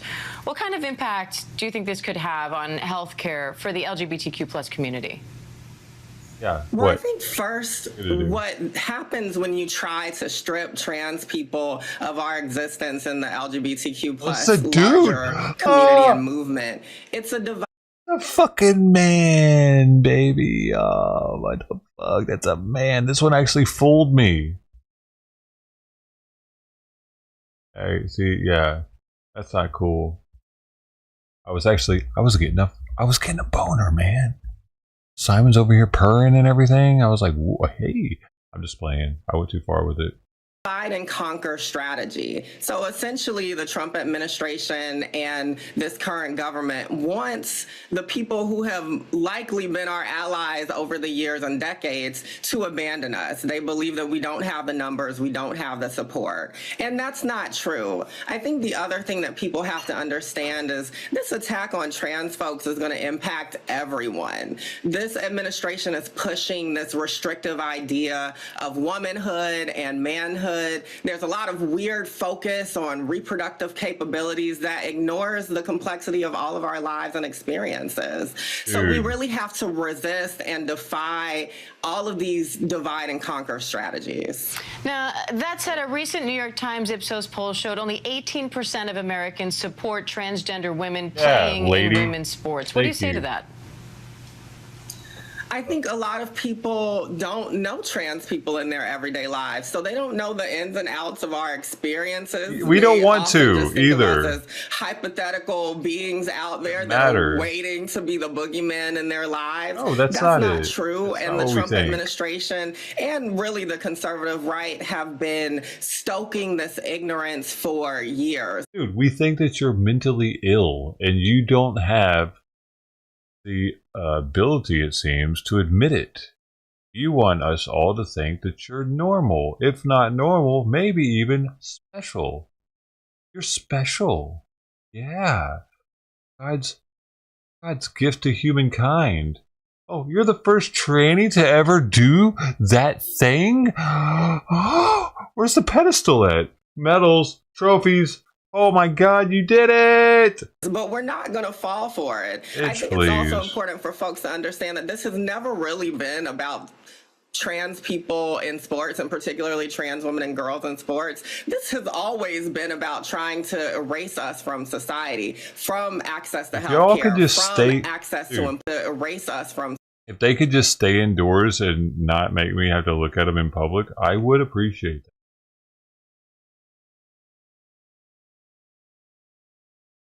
Is that going too far?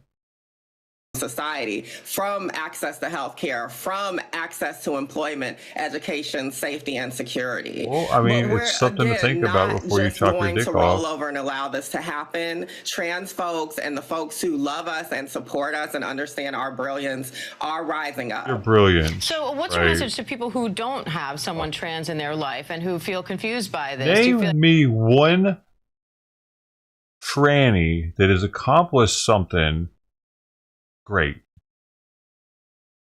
It wasn't great simply because they accomplished it as a tranny and they were able to push through those boundaries. Oh my God.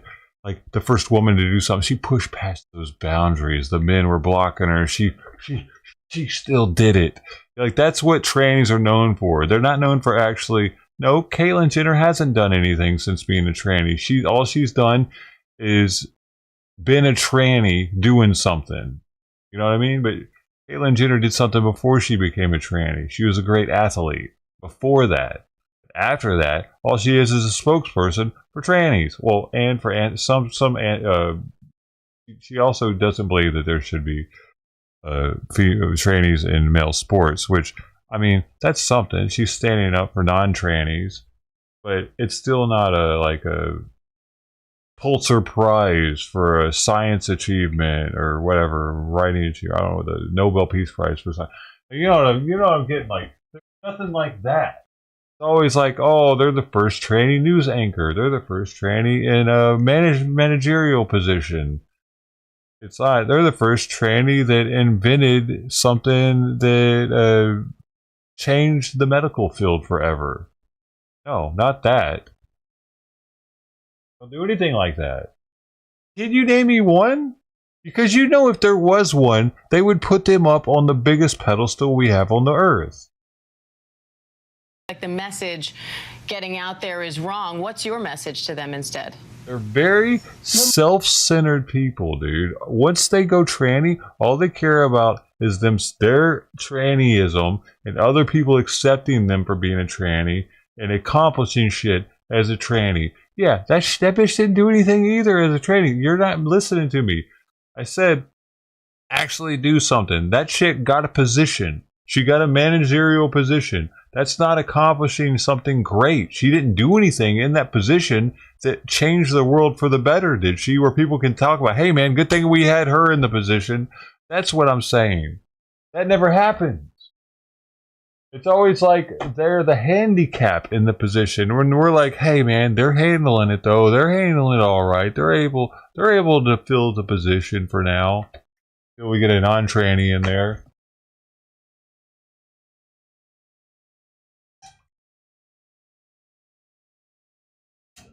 That's a serious thing. Like, dude, there are plenty of gay people out there. I can't come up on top of my head, but there are plenty of gay people I know that have accomplished great things, greatness, changed humanity for the better, done stuff to push us forward with technology, with all kinds of stuff. I know that's a thing. It's got to be.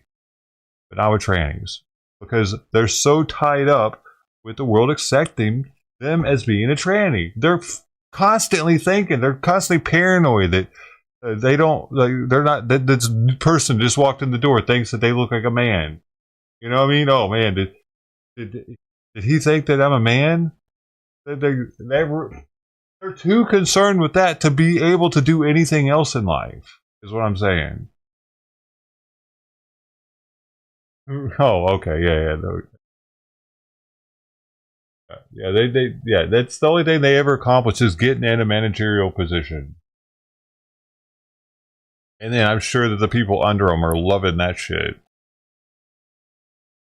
My message is that I really want us to see the connections around all of the attacks. So when I think about the attacks on our immigrant family, and our undocumented immigrant family, that is part and parcel with the attacks on trans folks, because right now we're seeing our... God damn, they love to do this shit. The LGBT movement loves to try to drag other people into their movement by making, just like they put the black and brown stripes on their gay pride flag to try to get black people into their movement. And they did that during the George Floyd shit, by the way, because they were hoping that after George Floyd cooled off that they would still have those BLM supporters for the gay pride movement. Well, she's doing the same thing now, but trying to get immigrants on board with the tranny movement. Because they see that, like, at the time, the BLM was the biggest thing going on, and now the immigrant thing is the biggest thing going on. So she's trying to garner some of that support. Hey guys, we're just like you. They're attacking both of us. No, they're not anything like you, lady. passports really being under attack. We're not able to change our genders and have our true identities reflected there. That's a document insecurity that ties us to the fight against immigrants right now. Right. The attacks on DEI. I mean, thinking about being a trans person in society, if you have a presidential administration that is saying that you're definitely in with DEI. How are you going to get a job, right? So you're definitely in the DEI realm, because most of the trannies probably the job would rather have a non-tranny, but somebody up above, it's like, sir, well, we don't have a tranny yet, and I mean, she does look believable, so we might be able to put her on a register, and we get some kudo points for that. We can say that we hired a transgendered person, sir. You know, the stockholders are like that. It's all part and parcel. People need to see those connections, but we also need a culture of deeper empathy, and that's why I'm excited that Gender Liberation Movement, an organization I co-founded, we're working with some amazing partners. We're going to have a rally this Saturday, February 8th in New York. Check it out. It's going to be all about trans youth and their power and why we've got to come together in this time. Raquel, I'm out of time, but quickly, any message to trans youth or really anyone out there right now feeling scared about some of these policies? Yes. No one gave us our identities and our truth and our power, and nobody can take it away without our permission. So stick in there. You have a community fighting for you. Trust us. We got you. All right. Journalist, transgender activist Raquel Willis. Raquel, thank you. Thank you. Got this. All right. I mean, man.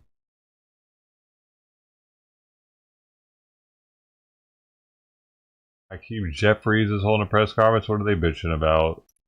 Care about their job, who take their.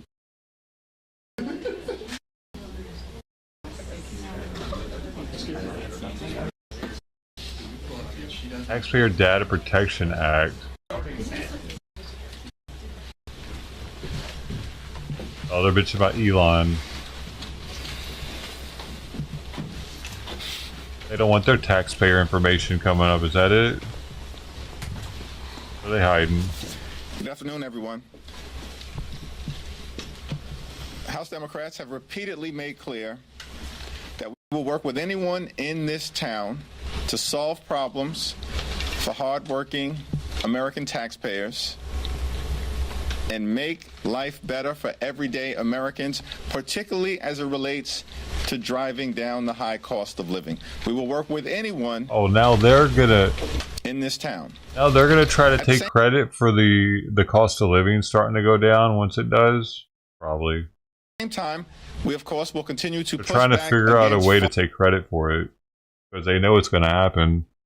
I bet. Fucking Simon's back at the fucking gate meowing again. Man, I wish I didn't have to.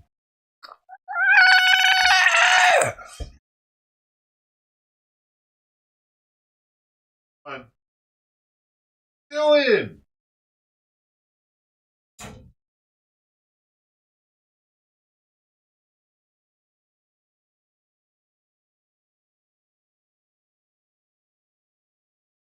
Far-right extremism that is hurting the American people, and we will continue to keep it real with the American people. House Republicans don't appear interested in working for everyday Americans and solving problems for hardworking American taxpayers. Why? Because they are working for Elon Musk and doing the bidding of an unelected, unaccountable, out of control billionaire puppet master. He's not unaccountable. He's accountable to Trump. He's not out of control because Trump's watching what he's doing. And he's definitely been vetted because they keep saying that he's unvetted. Pretty sure he's got at least a secret clearance, probably a top secret clearance. He launches rockets into outer space for our government. If he doesn't have a top secret clearance, that's fucking weird. Why does Elon Musk and his minions need access to the names, social security numbers, addresses, birth dates, and bank account information of millions of Americans? Why does he need that information? What are they doing with it? I don't know. And why aren't House Republicans? I don't care that he has it them? though. I'm not scared of it. What you gotta do with stopping it? them because they're not working in the best interests of the American people. They're simply following far-right extreme orders. That is why we are introducing, You know what I mean? taxpayer data. We got fucking Elon Musk, the richest man on the planet. He's gonna look at my bank account. I don't even exist to him, dude. I mean, maybe if you got like $500,000 in your bank account or something, like you might be on some sort of radar, but Protection most of Act America probably doesn't care. to shield the American people from this out-of-control power grab permanently, and to make sure that the financial, personal, medical, and confidential information of the American people. Why did he say is protected. medical? What medical information is being leaked? In that regard, so thankful for the Social leadership Security of Congresswoman Haley Hold up. Stevens. Social Security doesn't have your medical records, by the way. They have maybe records that you sent in for if you're on SSDI or SSI for something medical related. Well, SSDI would of course be medical, but aside from that, most people aren't going to have any of their medical records by Elon or his people.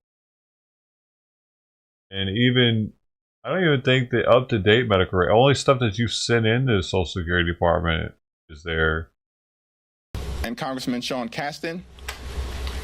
And it's my honor to yield. What are they going to do with that? Stevens. Thank you. Thank you, Mr. Leader. It is truly serious and They're probably looking for fraud, man. I'm People standing that up here today with you as our Democratic leader aren't in the House of alive and Representatives, shit and are alongside our on Social Democratic whip Security. and our Democratic caucus I bet. chair, Democratic whip Catherine Clark, Democratic caucus chair Pete Aguilar. I think all of you in this room know them. As we seek to introduce and we take the steps Right? to introduce Bro. the taxpayer data. Yeah, I'd be honored too. Elon, please look at my account and feel sorry for me and just make a small deposit.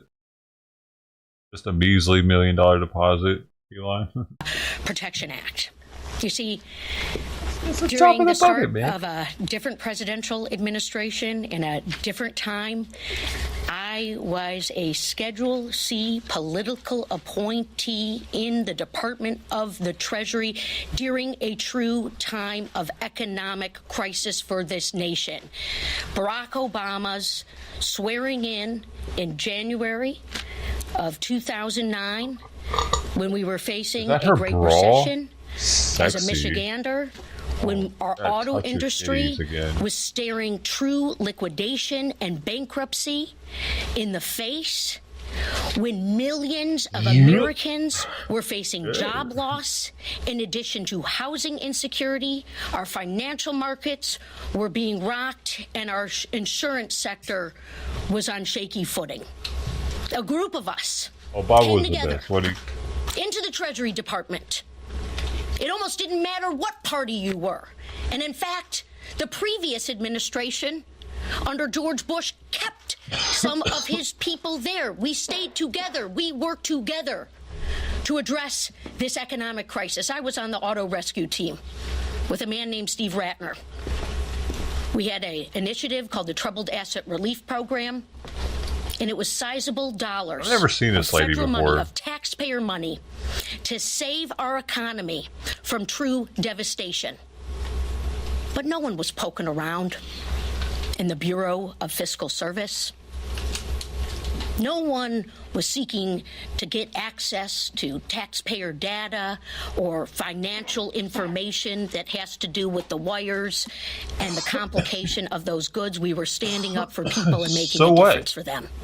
So this Taxpayer Data Protection Act which will push back against these alarming and potentially illegal actions that are taking place. These headlines to the American people are alarming.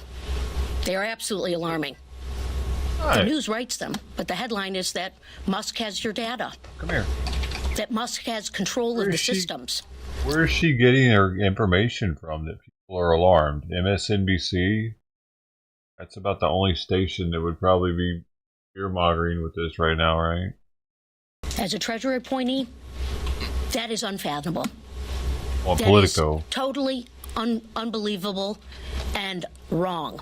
So our Taxpayer Data Protection Act will seek to make sure that the payment systems don't have reckless interference, that those who have access to them can't just be a special appointee, a political appointee, as you know, how we schedule the appointees.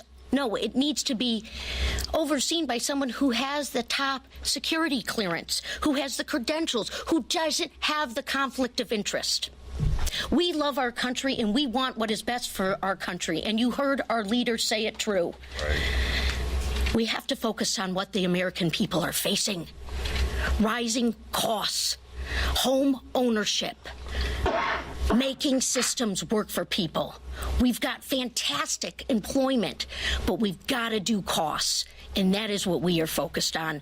And the Taxpayer Data Protection Act will stand up to these questions and these concerning behaviors of Elon Musk. And with that, I have a colleague who I'm introducing this bill with, Sean Casten, a very accomplished member of the House Financial Services Committee and a true expert in these matters as well. Thank you, Haley. Thank you to our leadership team. You know, days like today make me so proud to be a Democrat. We are in the midst of a constitutional crisis, and we are doing the work. The amount of work that went through on very short order to deal with this emergency that's coming through is because people who care about their job, who take their patriotism seriously, their oath to the Constitution seriously, and that's what we're here to do. I wish we didn't have to do it, but my God, I'm proud to be on this team. Y'all got to see the fucking chat. We are here today. They aren't getting any love. Because there is a narcissistic billionaire running the government who peddles in fascism, is known for his history of lying, short-paying his vendors, terminating employees who challenge his worldview, and using the judicial system as a cudgel against anyone who dares challenge him. And if you are listening to that and saying, is he talking about Donald Trump or Elon Musk, then you kind of get the problem, don't you? The actions that Musk and his IT goons have taken through their illegal, very clearly illegal, but so far unprosecuted actions have already compromised millions of Americans' privacy and data security. And if you want to understand how nervous you should all be, think about how hard Donald Trump worked to protect his tax returns from becoming public, even under a legitimate subpoena from the House of Representatives. Why do we think that Elon Musk and Donald Trump would like to have access to your home address, your bank records, your history of charitable giving, alimony payments you may have made, child care payments you may be making, all of this private information that you would like? Why do we think they want that information? Why do we think that they want the ability to illegally... I think because it comes clumped together and they're trying to figure out possibly. Because like Sister T was saying the other day, there are a lot of dead people that are still on Social Security. Stop payments that are legally due to hospitals that may be providing women's health care services they don't support, to veterans agencies that are helping our veterans, to Social Security recipients who maybe marched at a rally and said something they didn't like. Why are they doing that? Why did they allow a bunch of let's be honest, practically children, teenagers, young 20-somethings, why did they allow them to go into systems that control trillions of dollars of Treasury payments that every one of our adversaries would deeply like to hack into? Because if they could hack into there, they could destroy the U.S. economy. Why did they allow these children to go in there with unsecured software and hardware and tamper? Dude, what do you mean? We have people in the military that are 19, 20 years old with top secret clearances. We call them children. They're not children. They're 18 and over. They're adults. Like, Kyle Rittenhouse was a child. That's something I can agree on. With those systems. Why did they do that at the same time that they were firing FBI I lost agents, the Republican over that one. I lost the fucking Kyle Rittenhouse supporter. Yeah, fuck you too. Kyle Rittenhouse was a moron. He shouldn't have been there. We don't need our fucking cities protected by vigilante 17-year-old untrained militia. To that. If we close this barn door today, how much is already burned down? We don't know the answers to those questions. I wish we didn't have to ask. But those are the stakes of this moment. And there's an even larger question, as our leader alluded to. Why is the Department of Justice not enforcing the law and prosecuting these crimes right now? Why do we not have Republicans who all took the same oath we did a couple weeks ago to defend the Constitution against all enemies, foreign and domestic? Why are they standing there doing nothing? I know every one of us was elected to lead. None of us went out in the elections and said, if you elect me, I will promise to cower before the first bully who shows up. That's what we're here to do, to lead. This legislation is an important first step. We're not going to stand idly by, and this legislation will become law. All we need is 3 Republicans to show a little bit of patriotism to join us in this effort. I know they're out there. I know they've got the patriotism. They just got to show the courage. That's where we are right now. Thank you so much. I should mention that our office has received more phone calls on this topic than anything in my 6 years of Congress. And I say that only because if I leave here early, it is only because we called a telephone town hall that's starting in about 30 minutes, and I have to be talking to people because they are all deathly concerned about what this means for them for all the reasons that I articulated. Hopefully I'll be able to stick around for questions. In the meantime, turn it over to our wonderful and talented Whip, Catherine Clark. Thank you so much. And thank you, Congressman Caston and Congresswoman Stevens, for bringing us the Taxpayer Data Protection Act, because this is going to address the deep anxiety across the country about Elon Musk hacking into Americans' most personal information and the illegal cutting of federal funding for critical services. Last week, I received a note from a public school teacher in my district. She was very concerned about what's going to happen to education and federal funding for her school. She worried about the grants that might not be there that help provide special education services in her school and across this country. She worried about the school lunches not being available for her students that need them.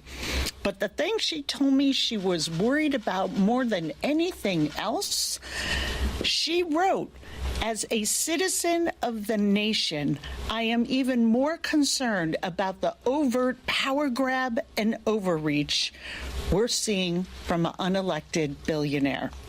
I've heard the same thing from Head Start caregivers, from veterans and firefighters, from nurses and doctors at our community health centers, from seniors watching Elon infiltrate their Social Security and Medicare information, calling our office terrified, wondering if they're going to get their next Social Security check.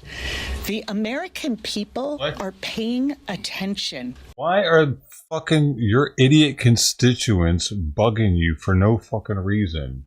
They're wasting your time. The Trump said that nobody's personal payments were going to get cut off multiple times. He always said he wasn't cutting off Social Security. So, because your constituents are retarded and they're bugging you, that's our fault? That's everybody else's fault? Dude. And it's your fault they're so scared, probably. They have watched Republicans not just stand in silence, but cheer on the illegal actions that are going to make their lives harder, more expensive, and compromise the security of their personal information. All the while enriching further Elon Musk. Democrats are fighting back with everything we've got, and we will use every tool at our disposal to protect the interests of the American people, to uphold the Constitution, and guard everyday families from this Republican billionaire's first agenda. Elon can buy a lot. He's the richest man in the world. But the American people and their security is not for sale. If House Republicans believe that the federal government belongs to the people, that the theft of taxpayer money is wrong, then they will join us in bringing this legislation up for a vote.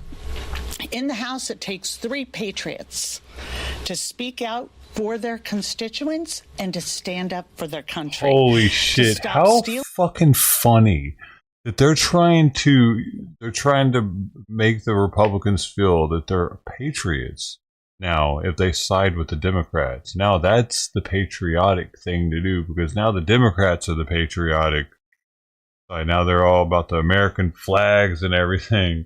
From the deserving to further enrich the billionaire class.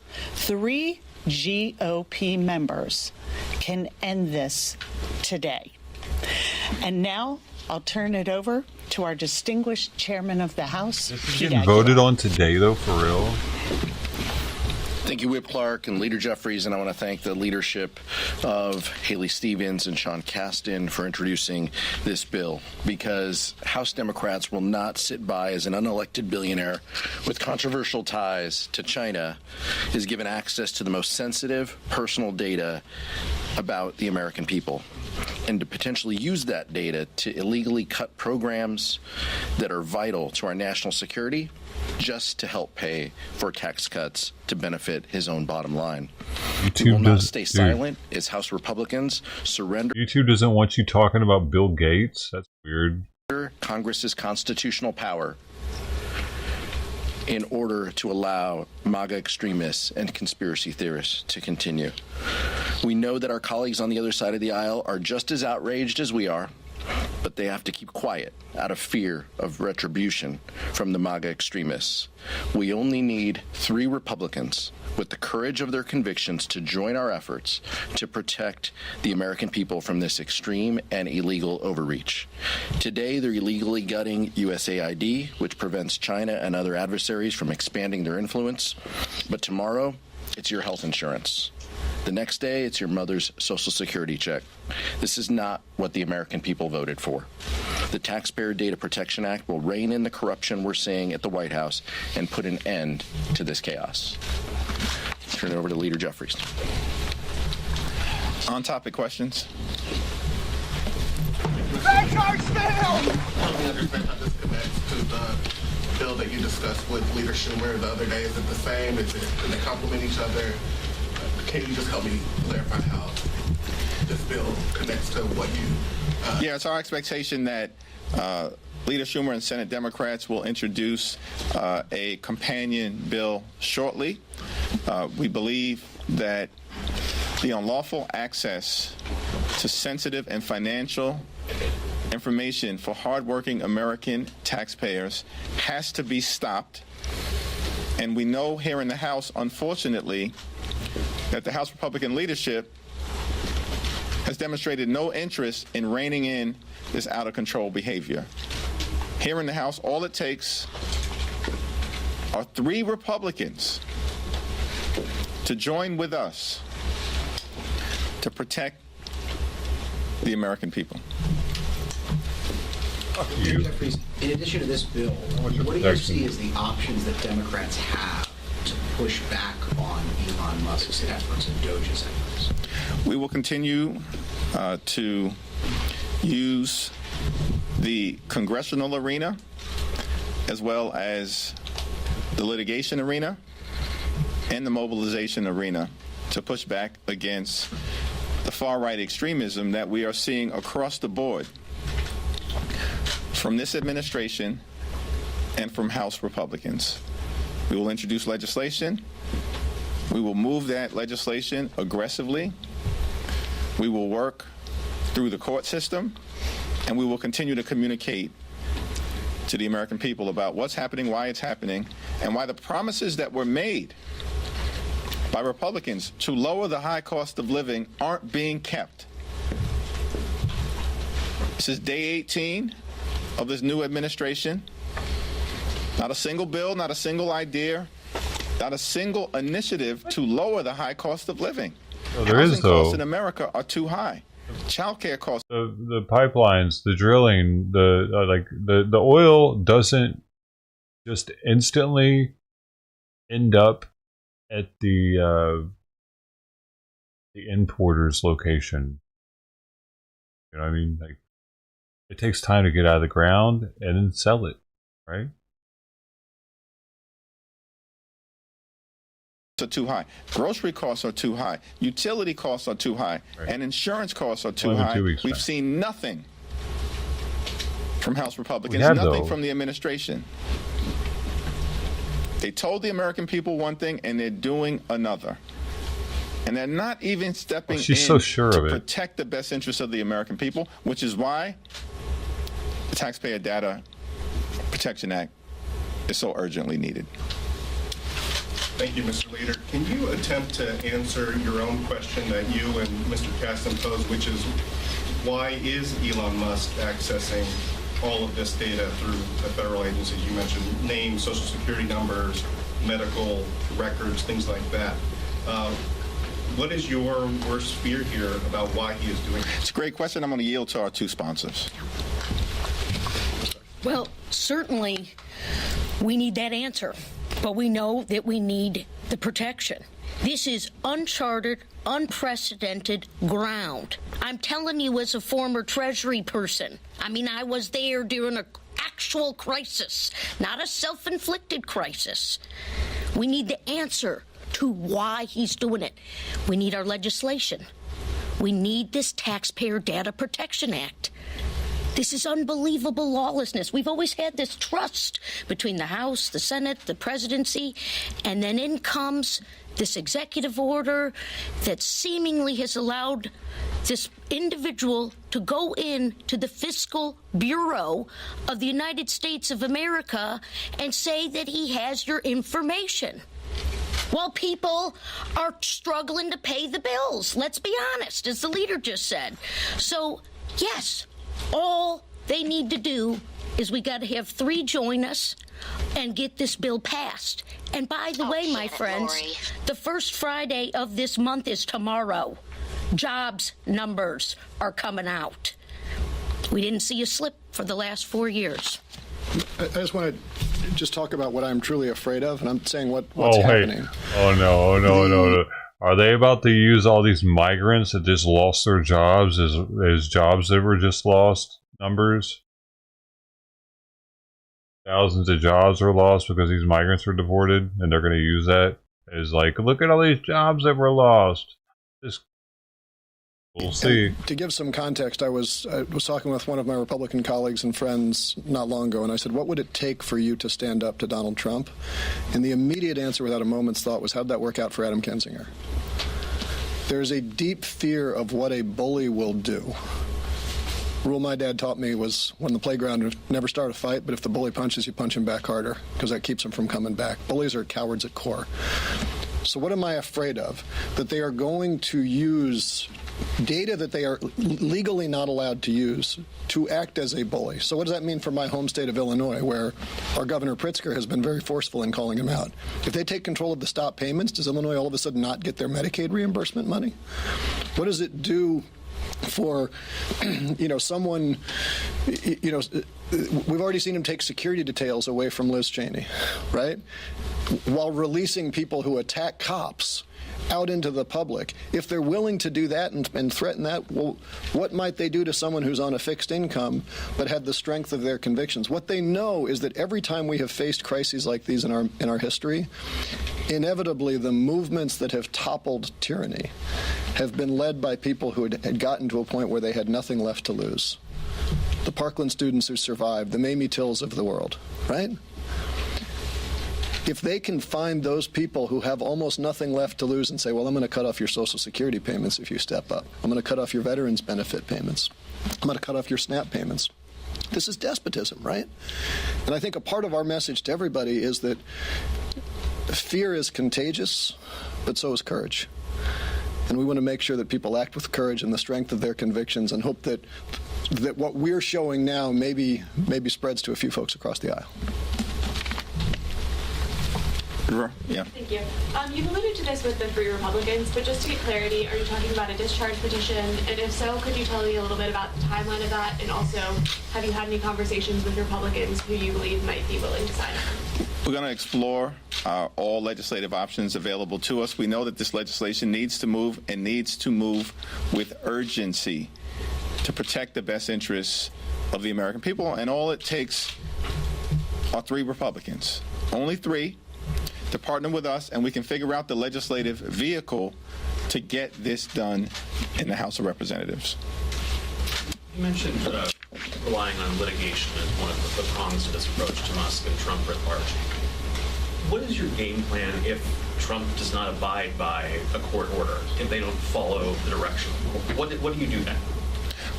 That's a hypothetical. The lawyers are working through those dynamics. That's always a question that litigants have to confront and be prepared for. But we've seen the Article 3 federal court system hold to date, and it's my expectation that the judiciary will continue to hold the line in the best interest of the American people, as will House Democrats in the United States Congress. Thurber? Is there something that can be done in the more immediate moment? This bill seems to be either preemptive or preventative, or a combination of those 2 things. What can stop Musk and this imposition of his perceived authority right now? Is there any mechanism? What we are seeing unfold is an unlawful power grab by a unelected and unaccountable billionaire puppet master who's pulling the strings of House Republicans and apparently the Trump administration. So it's an all-hands-on-deck approach on behalf of hardworking American taxpayers. Legislation, litigation, mobilization, communication with the American people, and that's what we're engaging in. And in fact, on this particular issue, that's what you've seen occur. People have showed up at the Department of Treasury. We're moving litigation. We're speaking about the threats to the American people presented by these extremists having access, think about this, to names, birth dates, Social Security numbers, addresses, and bank account information. And so this legislation is an important step in one of the arenas that will continue to be part of our all-hands-on-deck effort. Last question. You alluded to this a little bit earlier about Speaker Johnson and Leader Thune not stepping up and standing up to the president or Elon Musk. Do you feel like Leader Thune and Speaker Johnson are abdicating their constitutional authority by allowing the president and Elon Musk to overstep, especially when it comes to Congress's authority? And do you think we're in a constitutional crisis? Let me simply just say that House Democrats will continue to make clear to our Republican colleagues that we will work with anyone in this town to solve problems for the American people, to drive down the high cost of living, to secure the border while protecting dreamers, farm workers, and families, and keep our communities safe. We'll work with anyone to bring the American dream to life and bring our jobs back home. But that's not what we're seeing from House Republicans, and that's unfortunate. Will you withhold votes? Thank you, everyone. Thank you. Funding or the debt Thank you, everyone.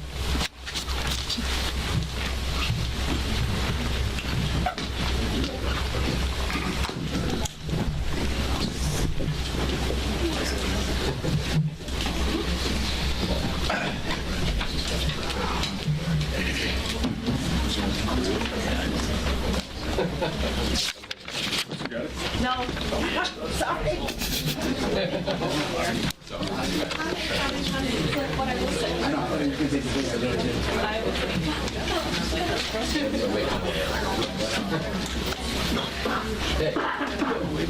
All right, thank you. Yep.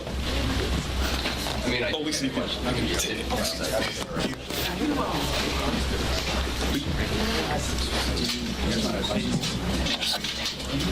Oh, here you go. The thingy. The thing that I don't know. But it's important. Oh, yeah.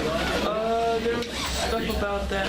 You can listen to them. I really hope my earlier ones or even out in podcast from PRs. While they were talking. No, I saw you. One of the You're right. Thank you. All right. Let me. Well, you want me to get this part? It doesn't matter. I guess you should be early presser, right? Yeah, I agree that's best. Oh, okay, then yeah. I do have this stuff from the presser about Patel. Yeah, there's a long story. There's a long one. But let me check and see. If you want to take it back and give it to her. Sure. You believe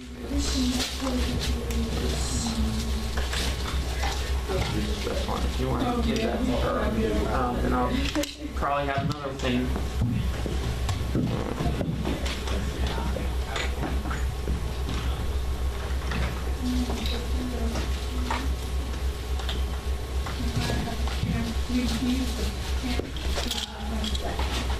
Yeah, you're good to go. Oh, you actually done.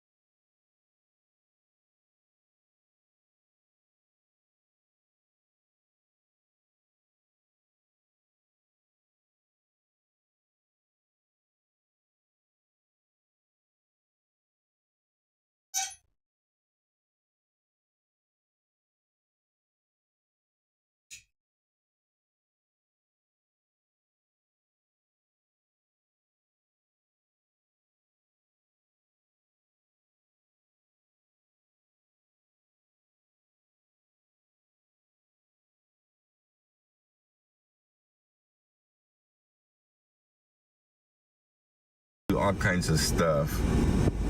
On the border. Let me see.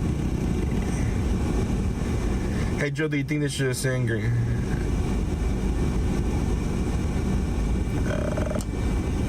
Workers, what workers? The construction workers? Jeffrey, welcome. Mrs. Aguilar, welcome. John, welcome. David Young over on Rumble now, welcome. So let's get down there, guys. Let's see. That's right, he's going to Mexico. What it looks like down there.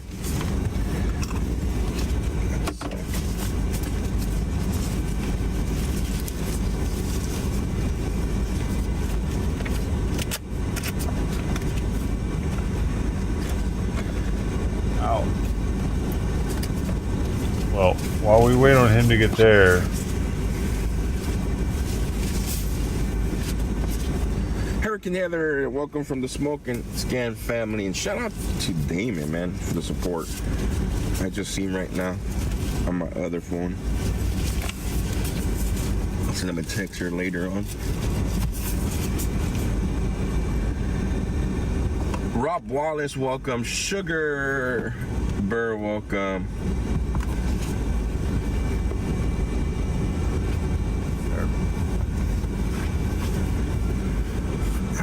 Let's get down there. Alright. I don't know if Nick Shirley will get me there, but Nick Shirley is actually in El Salvador right now, talking to people about receiving U.S. criminals. It's pretty interesting. So we do have construction, what appears to be construction trucks down here. I don't know if you guys can see them behind there, but they're just parked there. They drove by and they're just having a chat, I guess. But let's see what Fluffy's up to. What it looks like over there. It looks like they cleaned up pretty good. Yeah, it looks pretty cool.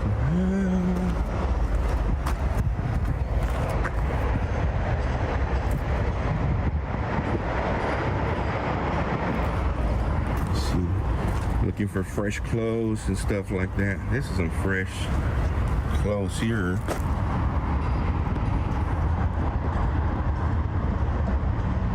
So that seems like it's been recent. I don't know how recent. I don't know when's the last time they got some rain here.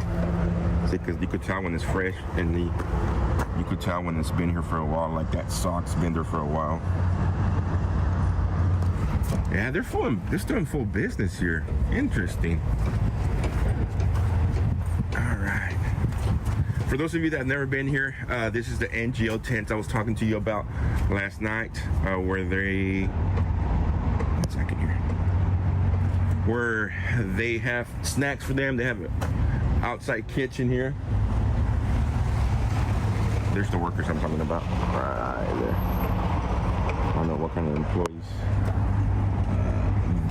Violia, San Diego. I'll look them up right now when I get back to the car. But fresh fruit, indicating that there's still people coming by and getting picked up.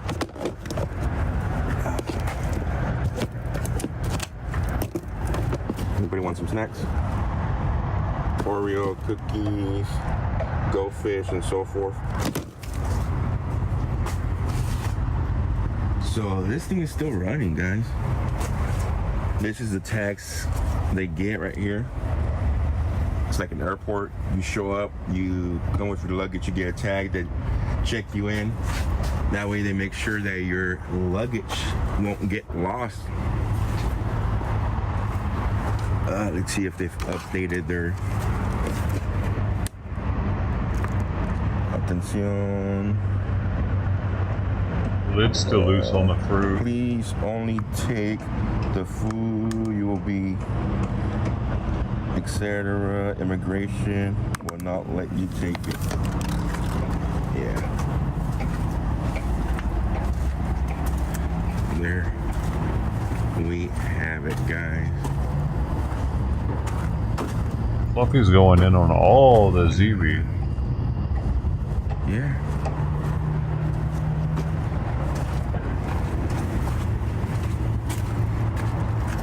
It does look like they have cleaned up a little bit. Like they brought in something to push a tractor, something to push all, like a bobcat to push all that stuff up there.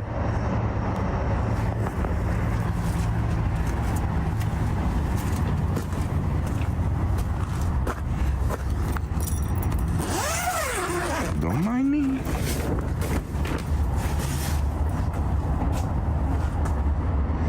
Oh, they have COVID tests for them now too. I don't think the COVID tests were here last summer, were they?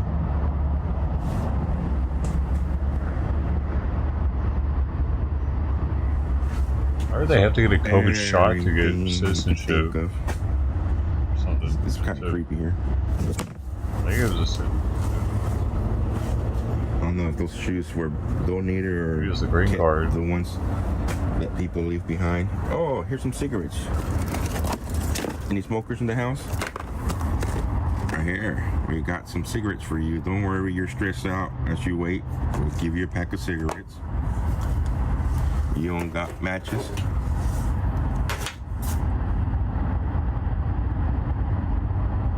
Well, they probably don't give them a whole pack. You got matches? Okay.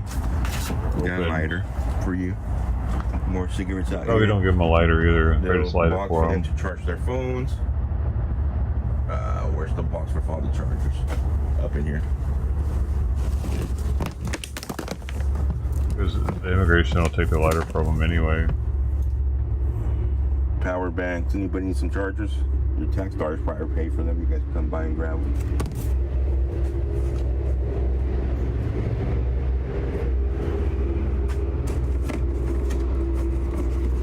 Donated. Oh, we got blood pressure machine, I guess, for the certified doctors out here. I mean, I have one of those things. That's crazy. Anybody want some duct tape? This is crazy, guys. Free cigarettes. Don't worry. So, oh, look, they made them pick up the trash. So this I got cigarettes in my house. Just in case anybody ever wanted one of them. Trash. I didn't buy them for that purpose. Trash. I probably left them there for them.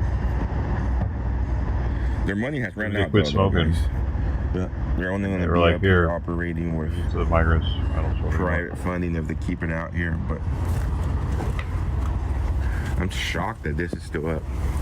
But then again, it's California. Maybe we should make a little video here and show. Devil's advocate, man. No, I don't want these people coming here.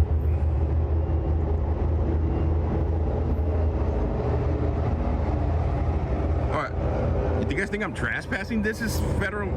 What? Yeah, it's federal property. Everything that runs along the border was federal property. Our tax dollars pay for it. I don't even know why they have all this out. This is not trespassing. This is just abandoned stuff. For all I know, somebody left all this free stuff behind for you. How would that work out though if you put that all in your car and left with it? Hot pink, how's he going? And if that's the case, why has somebody done that yet? Here, Border Patrol's up here. Border Patrol has a good eye on this.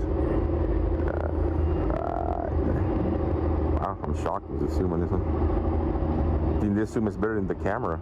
She did run off, I saw that. Hurry. So, Border Patrol's up there. And then... No, there's nobody here right now. When I was driving up here, on the way here, there was Border Patrol. Let me see. I'm trying to... Somewhere down.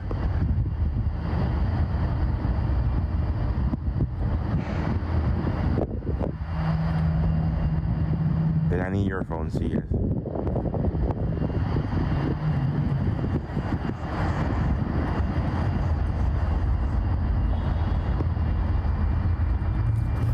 Is the news exaggerating the drama? I can't say just yet because I just got here to San Diego. This is the first stop in San Diego regarding the border, so I can't say, you know what, the news is exaggerating and so forth. No buses waiting this time. That was different, guys. I drove by the other area earlier, or not earlier, on my way here, and there was no buses waiting this time. But this is fresh, guys. There's still people coming by. All this closes either from last night or a day before.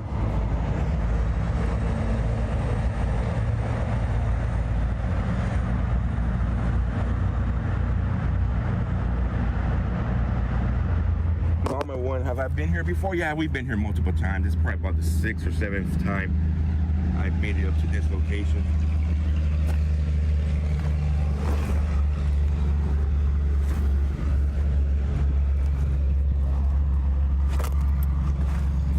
This is scary, guys. Somebody undressed completely. Ew. Female clothing undressed completely, guys.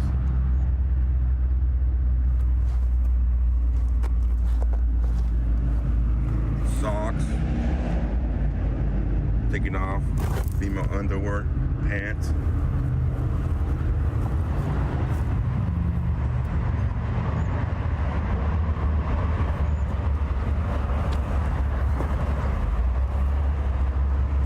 So yeah, they're still picking up people, guys.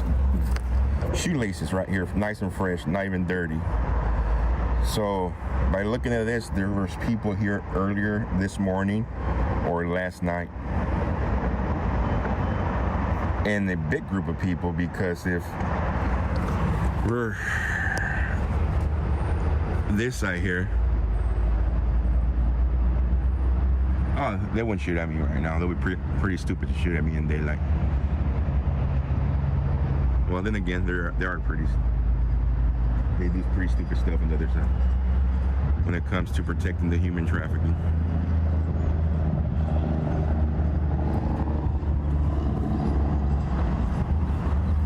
More shoelaces here.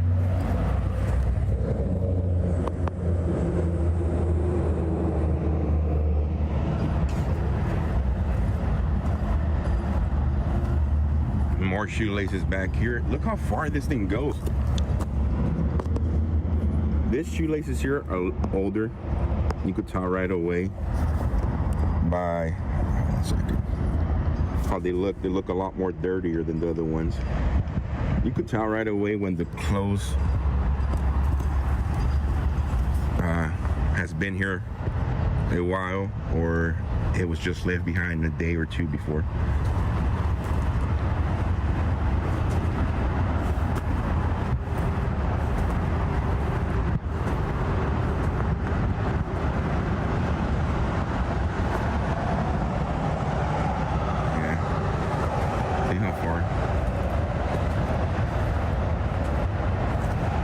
Border Patrol's up there. Why leave shoelaces? Good question for those of you that haven't watched this before. Part of the process when they get picked up, when Border Patrol comes by and How do you fit through that wall? picks them up in Breeson's. And you know, when Border Patrol comes by and picks them up in Breeson's, nobody actually gave me half-assed or Border Patrol. All they say is for safety. What regarding what safety? Maybe they can't strangle the person right next to them and so forth, but that's part of the protocol in order to ride the government vehicle, which I call Ubers, into the United States. They have to take off their shoelaces and leave them behind. No shoelaces, no jewelry, your phones, because all of them have phones, have to be in their backpacks, and then I'll take you back. And then they get one piece of clothing. So either you keep your sweatshirt, jacket, and you take off your shirt, or you keep the shirt and take off. And the rest of the stuff has to go in their backpack luggages. That way their luggage could be checked in. And once they have all their stuff in their luggage or their backpack, they're giving this little piece of paper here. Right here.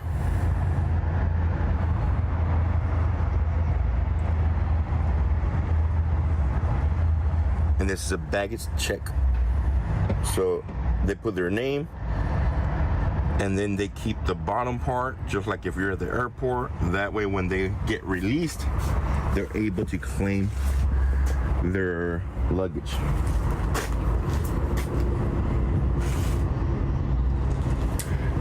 No Uber buses. And then they have information for them. Mods, can you take a screenshot of that and send it to my messenger, please? That'll be a good number to, that's new right there.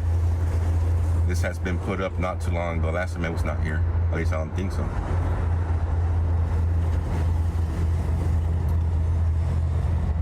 And that's what the baggage claim looks like when it's brand new. And of course, everybody else old. Right here, all the information they need.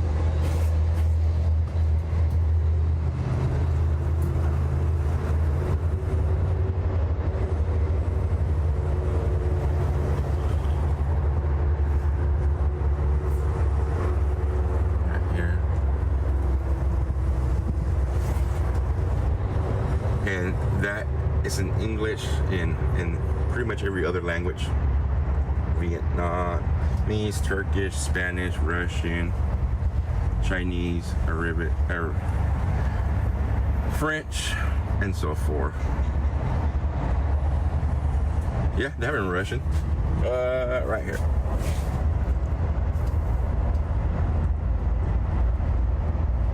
Thank you, Uncle Bill. Want to Google that number, see where it pops up. Hindi.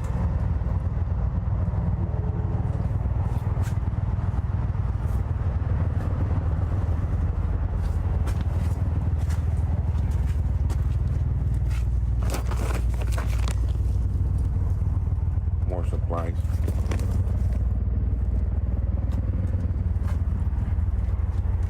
Emergency blankets. That way if they show up. Oh, chopper.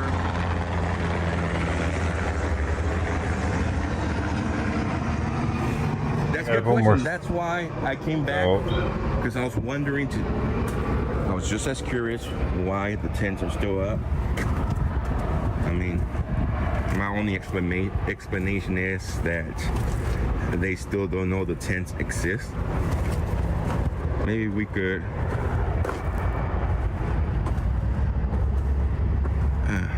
clip it. But this tents here were put up about 1.5 years ago. The first time I came to this location, there was no tent.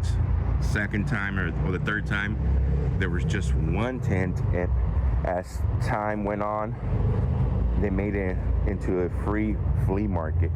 That's why I call it free flea market. Swap me for them. You show up and you get whatever you want. Yeah, everything's abandoned. There should be NGO showing up. They got like 1 or 2 that come out through the day. Last time I was here, which was about a month ago, I think. Yeah, about 30 days ago, I was out here. Biden administration was still in office. And about 4 in the morning, was it about, yeah, I say about 4 in the morning, a group of people got picked up. They brought in the nice fancy bus to pick them up, and they all walked in. I wonder if I have the video here.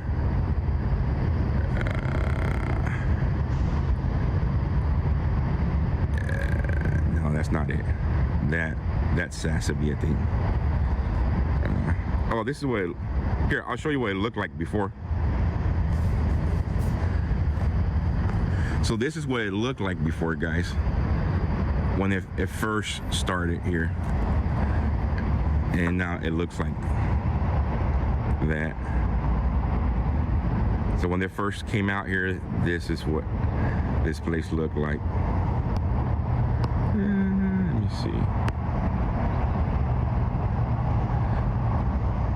And this was a Kumba, guys. But the same process like this on a play this video, it happens here. They were just showing up like if they are. And here, guys, Kumba, Hot Springs, California. Day 3 of our border coverage.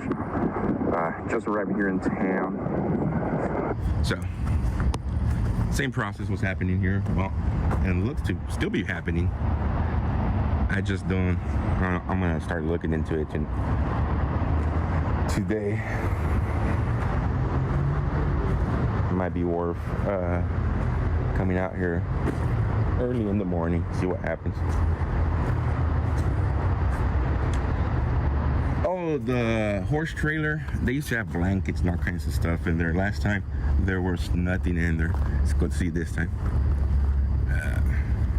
At one point this thing was full of clothes, blankets, and so forth. Yeah, it's empty still. There's a table.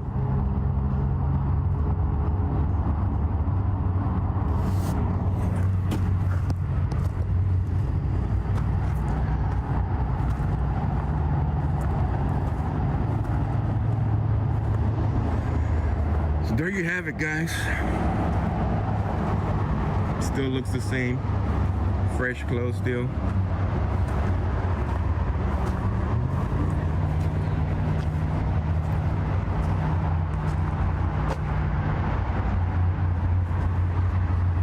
Yeah, that's part of the Challenge Ranch, it's part of the NGOs. So this clothes here has to be from this morning or last night, guys. This thing's too fresh. No. Nice and clean clothes still. Give it about another day, we'll have winds, we'll pick up, have dirt on top of it, but this clothes is super fresh. Like that was left behind this morning or last night.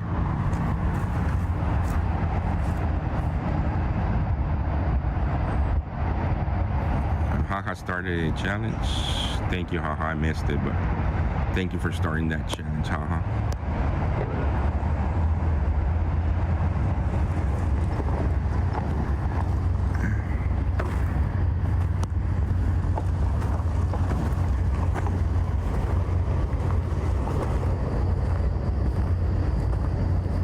Just employees. All right, let's get back to the vehicle.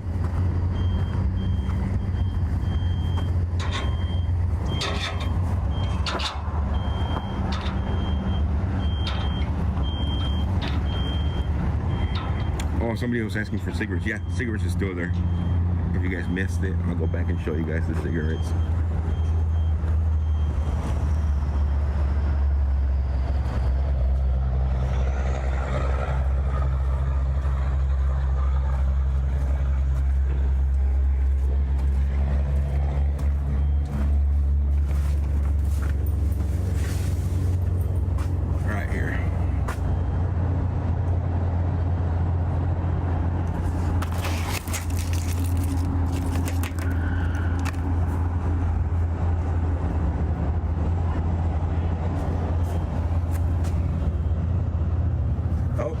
Charge this. It's at 22%. Gotta make sure it's fully charged.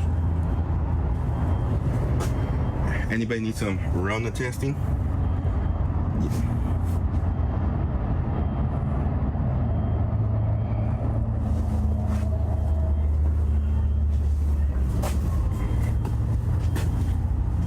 Coloring.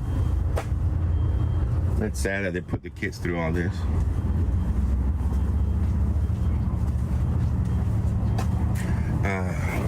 What was sad the other time, but not this last time though, but 2 other times before, I came out here and this dad showed up with his daughter, but he had no documents to prove that was his daughter and what so forth. And they, along with his daughter, he was claiming he brought another 2 girls or a boy or a girl, I can't remember.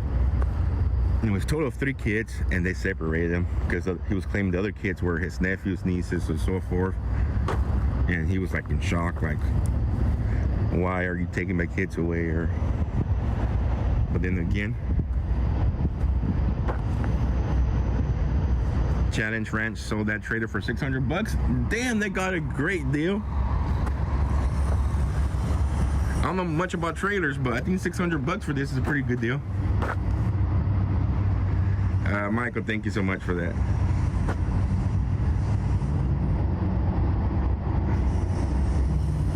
$900. That could be stolen kits too. You can usually tell though right away when it is their kids. I'm not expert or nothing, but by the look you could tell if it's their kids or not, the way they act around the kids. And the way, not the way they act, it's more the way the kids act around them.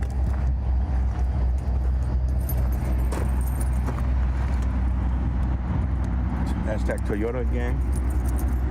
Yeah. It's pretty nice. I mean, I got this one because it has the all-wheel drive. And when I come out to places like this, all-wheel drive comes in handy.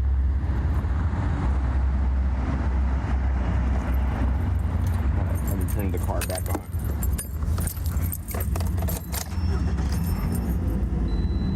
Like the color, yeah. Actually, I gotta fix the windshield. That's what I gotta do.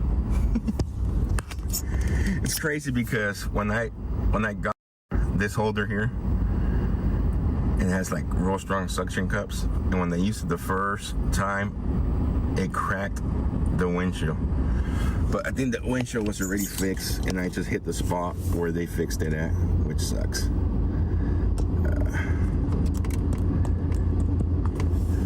This is the one I got after what's supposed to be my wife's car, but the other car right now is broken down, the one I was supposed to keep. So I gotta fix that one, and then this car will be going back to my wife unless I come out here, because we need the all-wheel drive out here.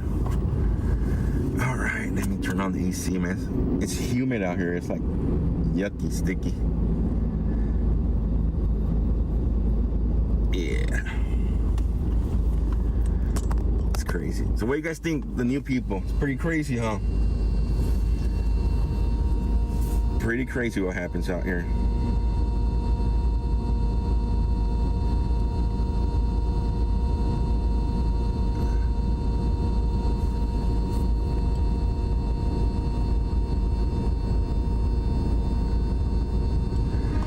The vehicle style says I'm a conservative, but I still like to have fun when the cops are not with a radar gun.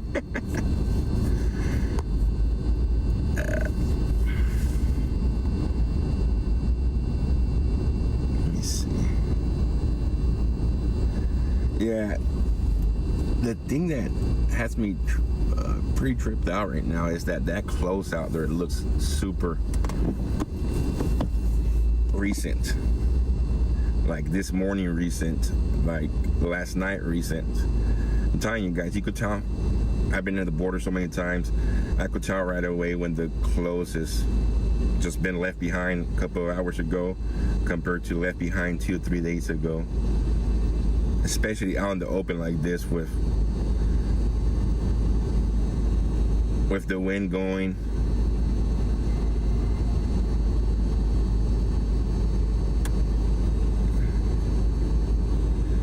Are you trying to do the last 4 for Venmo? Let me see what the Venmo has.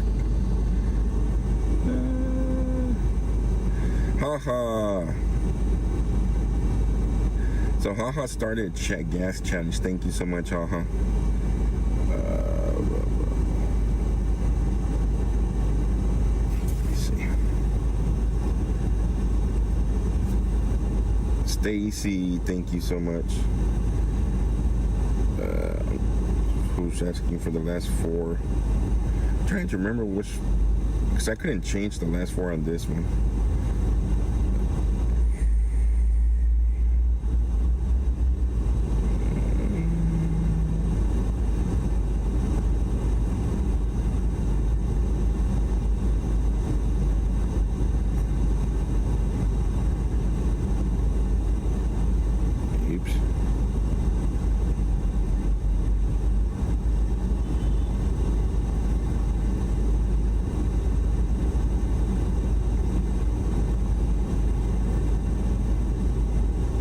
Yeah, you got me there in the last four. I don't know what last four. I don't know if it's the old number I had or if I got switched to the new number. But I'll show you what it's supposed to look like.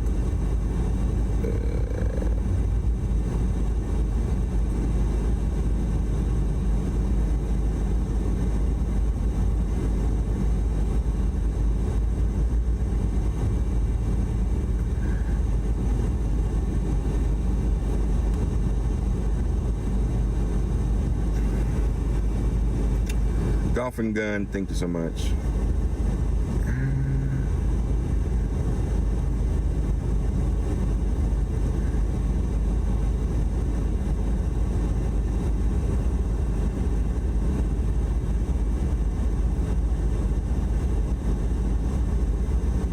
One second, guys. I'm trying to look something up.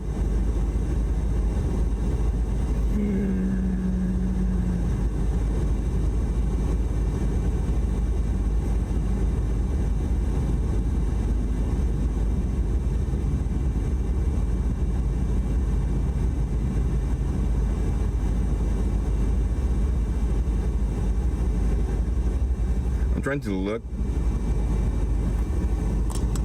The processing center Josh went to was very quiet. Yeah, we're gonna get going right now, guys. We're gonna head out to the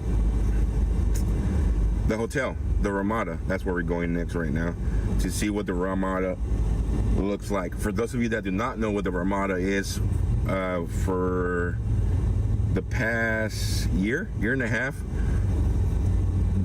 the city of San Diego put out grants to the NGOs. The city of San Diego got those grants from FEMA, totaling up to, I believe they went to like $9 million in 2 months. And then they just kept giving them money. And what they ended up doing for the families, they rented out the whole Ramada Hotel. And the Ramada Hotel got shut down and converted over into a processing center. So I'm gonna head out that way right now. We've been there multiple times as well, and I'm gonna see and show you guys what it looks like now that the new administration is in office. Retort sub after seeing the clown. So we're gonna head out that way right now.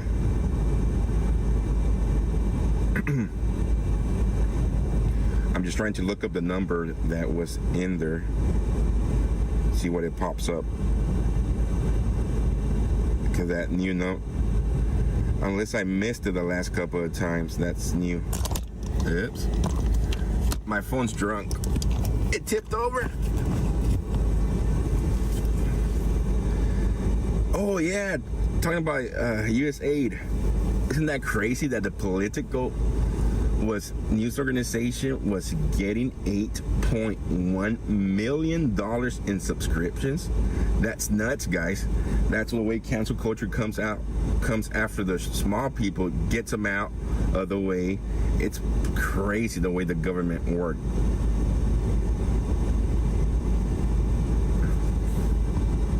Joe, you can look back older videos to see the contrast now, but wait till this stream's in. Yes. Wait till this stream's in. Not drunk, just sleep deprived. Yeah, and the Chelsea Clinton organization got $84 million. That's nuts, man.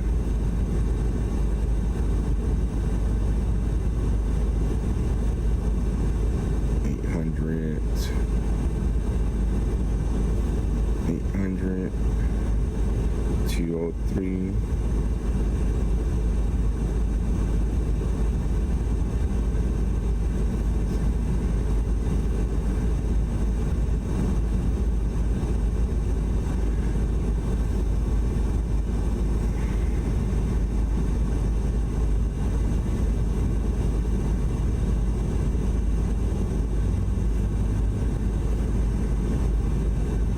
Missing, unaccompanied minor.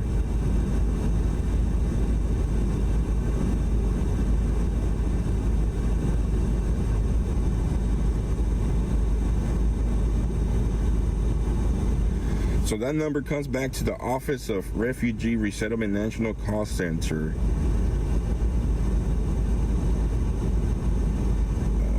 Hotline.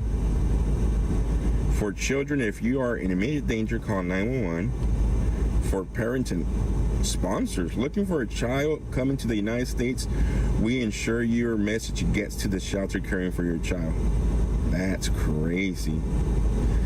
Is your child already home? We can help you finding resources in your community for education, medical care, emotional support, juvenile justice, assistance with child behavior.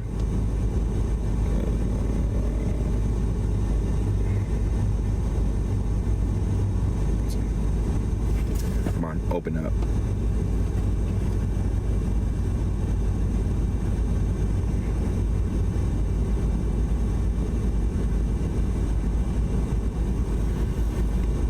Why is this center asking for the kids to go there though?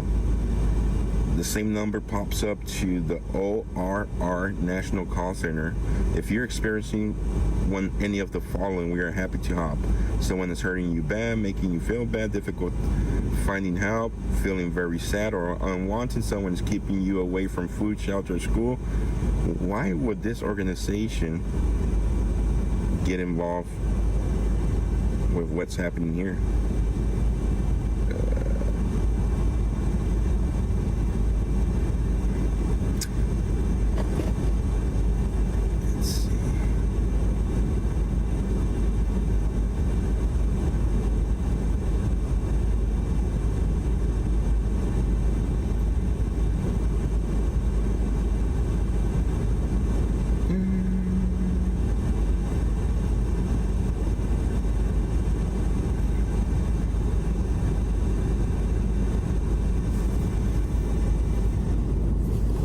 See if I still have that here. One second.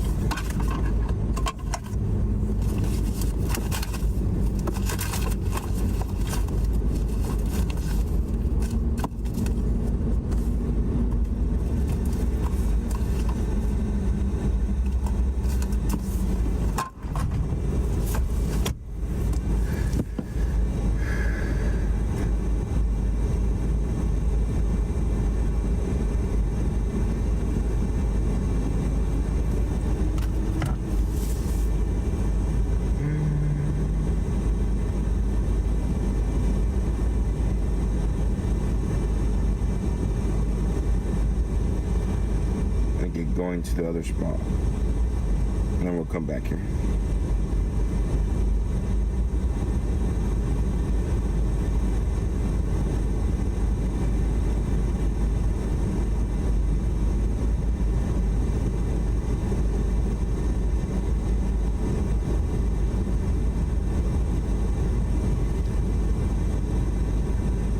I'm gonna have to do some research in that.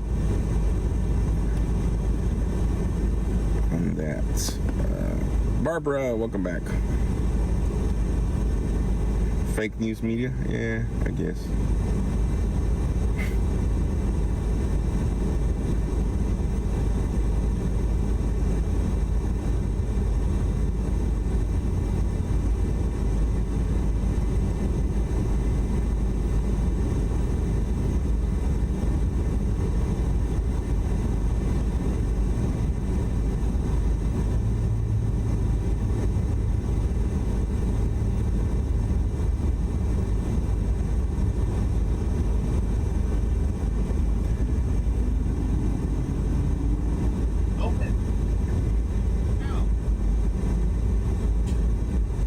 Yikes.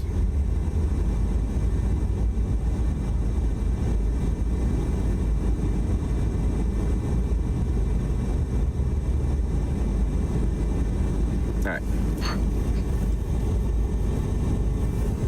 Let's get out of here. We'll be back here. Nothing much going on here. I'm going over to the Ramada Inn, guys. It's about a 26-minute drive from here. Get up. I just gotta get fuel. Good thing I looked down. Poor thing. Imagine. I forgot to get fuel this morning, and I've been funny on Interstate 5 right now. Fuel. There you go. Oh. Yeah. Once we leave this area, guys, it's gonna buffer a little bit. Just bear with me. and buffering, it'll fix itself. For whatever reason, it buffers up in here. I hate this street. Got a little chew treat out there on the fancy feast plate. Maybe it'll entice a cat to come down and eat. I need one of those seats like the truckers have that take all the impact from the road. Up, tipsy.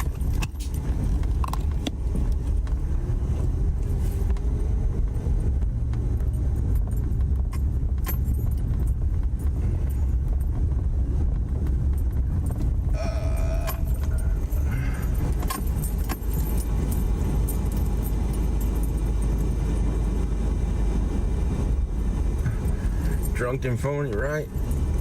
911, what's your emergency? My phone's drunk. Robert, I'll check right now. It's like giving your phone alcohol. Hydraulic earth. Is Venmo the only way to donate, Missy? No, we have Venmo, Sale, PayPal, Cash App, Give, Send, Go. No, I did not. Whoever asked. Venmo, Stacy, and oh.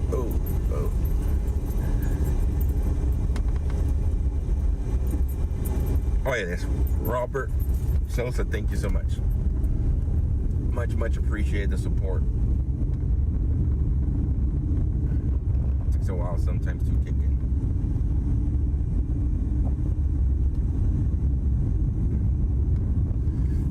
So right now, guys, we're heading out to the Ramada Inn here in Mission Viejo, I think.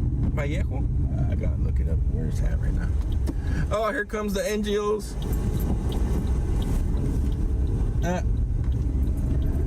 Welcome back to them right now.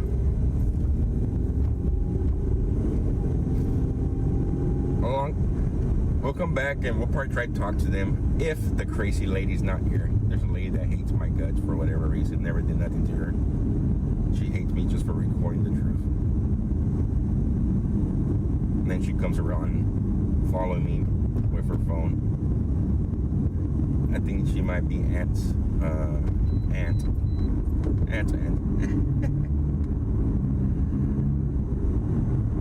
Mission Valley, thank you. Yeah, that's one thing that sucks about doing this, guys. You meet a lot of Karens on the way, and you never do nothing to them, and for some reason they hate your guts. So, 1 second, right here. I'm gonna pull over here and show you guys where Border Patrol's at. Where the buses used to be at. Right here.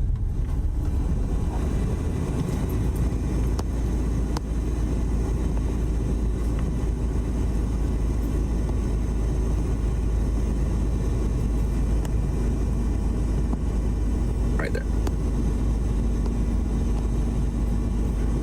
So that van there's Border Patrol. Let me see if I can get a better view. There you go. You guys can see the green lines. That's Border Patrol. They used to have buses there waiting for the people. Just the people to show up. Alright, let's get out of here.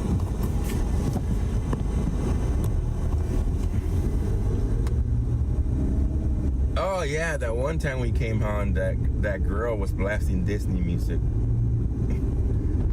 So these people know how to know that we live stream, and they know that Disney music is super copyrighted.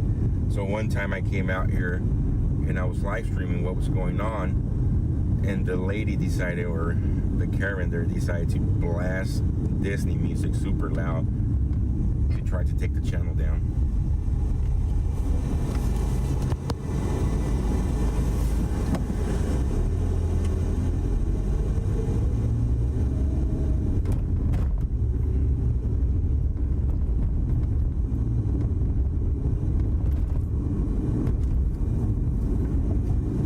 So right now we're heading over to Mission Valley, guys. The Ramada Inn, Mission Valley.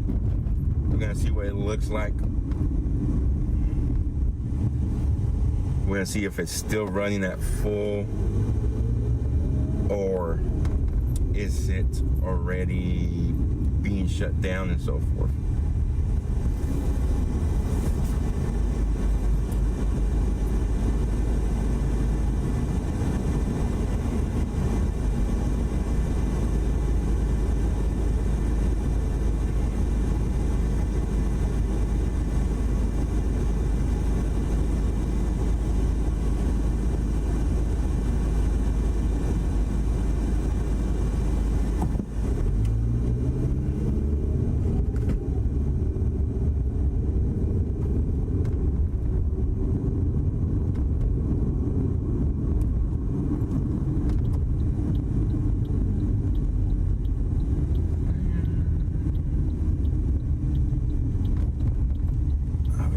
gotta stop and get some fuel real quick, guys, and then we'll keep on going.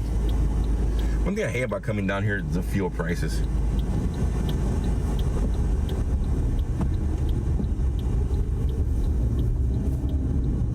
This hotel to the side used to be used to the Hotel Baja. One of our viewers sent me footage of what it'll look like inside. Thank you to the person who just blessed us on PayPal. Much appreciate it. It popped up so quick. Miller and Associates, thank you so much.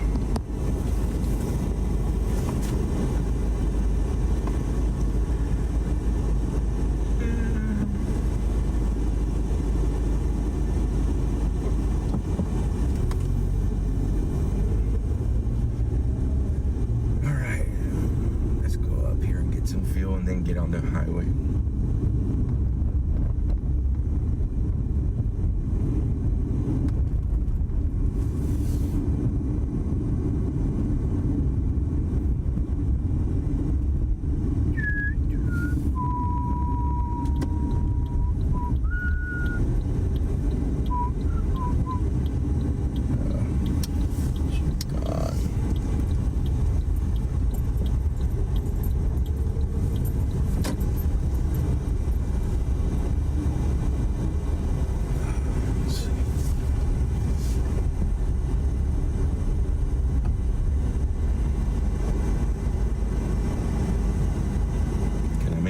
What do you guys think? Bam. Alright, let's go. Sorry guys, I totally forgot to get fuel before going live.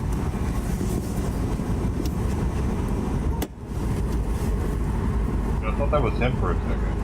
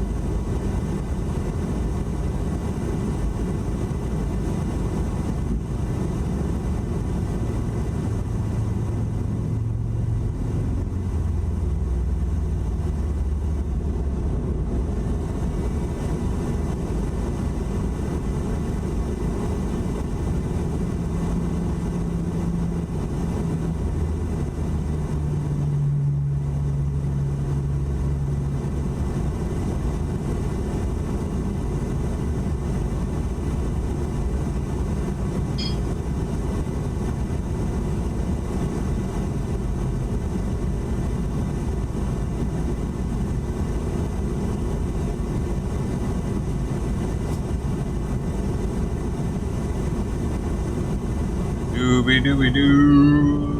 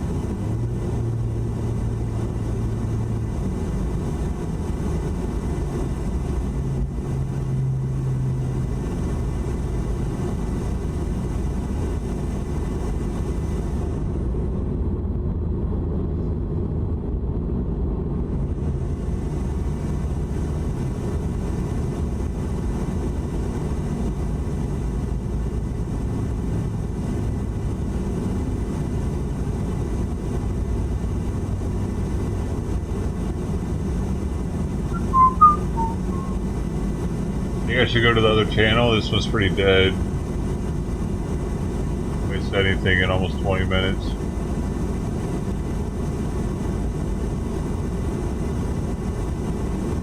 And Sister T's been holding it down since 10:25, so almost an hour.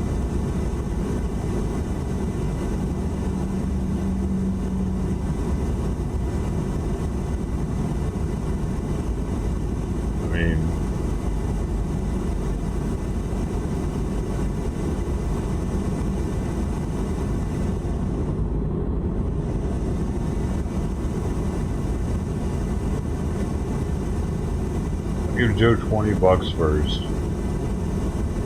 He doesn't trip. I mean, I don't think he's gonna trip anyway, but at least now, if he gets something, like, he'll be able to be like, hey, and these people might fucking get off my case. Many of them are.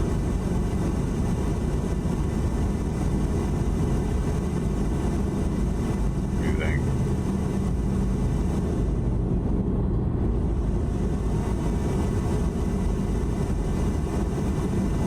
I think he's going to the protest. I don't know if he's gonna go to the protest up north though. He might stay in San Diego. I think I should do it now, or being on the other channel, probably.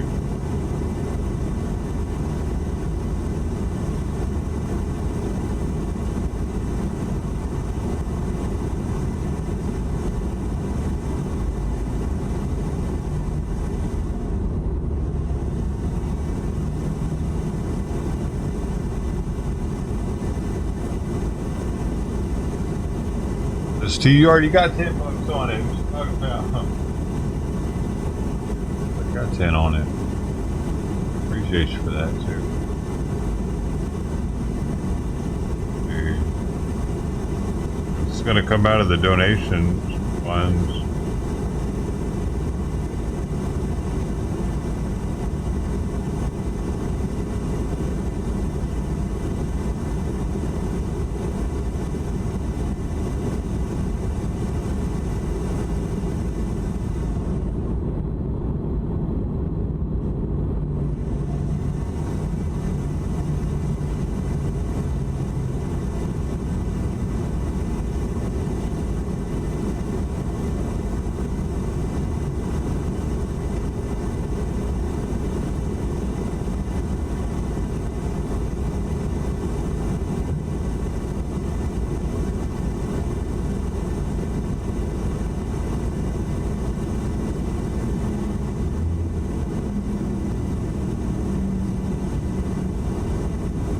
Simon, why are you mad me right when I'm about to do this, as if I'm not supposed to do it?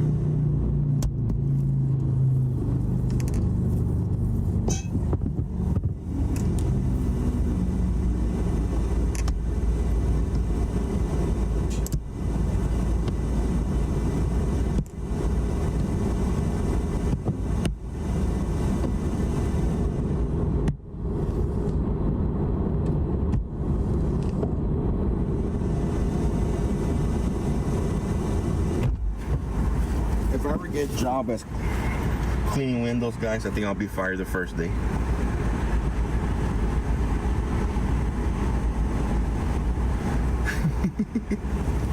Alright, let's go. Sorry, I went to the store and bought me some wings. Okay.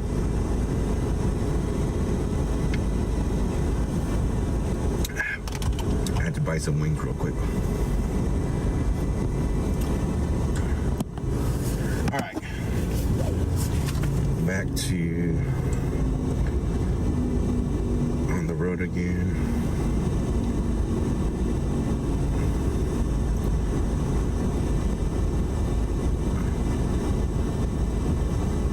Missy, yes, I will not be going into Mexico right now.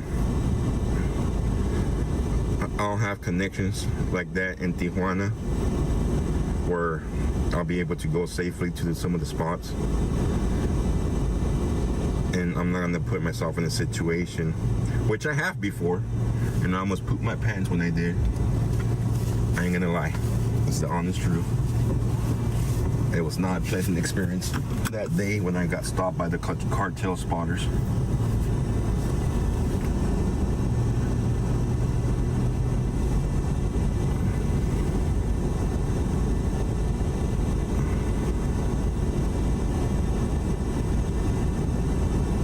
Uncle Bill, thank you. Don't go down that street. Yeah, I went about last year in August. I went to the Mexican side, and I went into the craziest neighborhood, and I found the gap where they were walking through and so forth. I told everybody on stream, this all was live stream. I told everybody on stream, I'm gonna go in there and make a U-turn real quick and get the heck out of here fast, because I knew I was in the bad neighborhood. By the time I went in there, made a U-turn, I was already getting blocked in by a car and being stopped by one of the cartel spotters within 30 seconds, guys. What appeared to be nobody around turned into two people coming out of the nowhere real quick. And nope, I would never put myself in that situation again.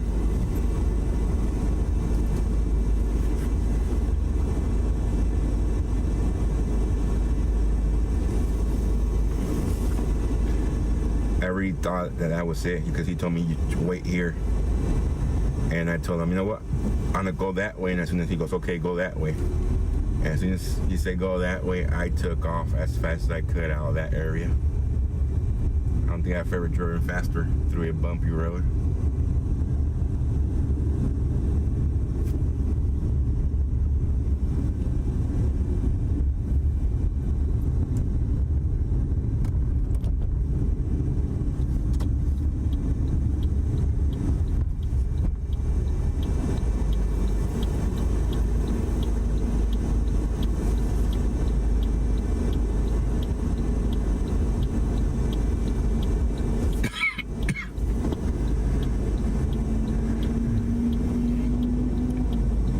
And from what I've read online right now, it's pretty bad on the Tijuana side, because they are not happy with their human smuggling, multi-million, billion-dollar business being shut down slowly.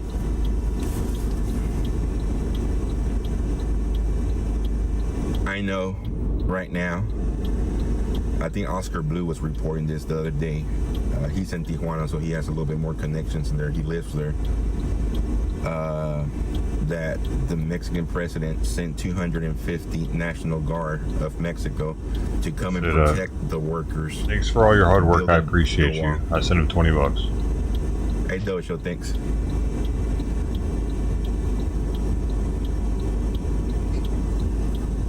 You said that fast.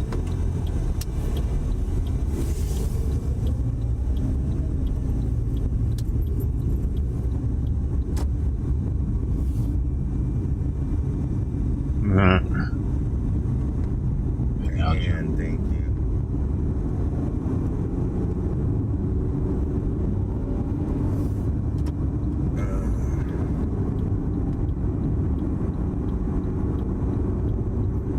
Did you live stream it? Yeah. There's a video of the whole thing that happened on my X page, my Twitter. If you guys go back far enough, you'll find the video. I clipped it when it all happened. I was live streaming when it happened.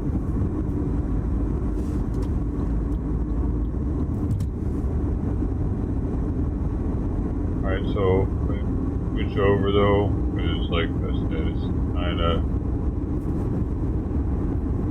low over here. Trying to get people to come over. Patricia Joy, welcome. And we're not gonna get any randoms with this title. One day, maybe we'll get random cat people.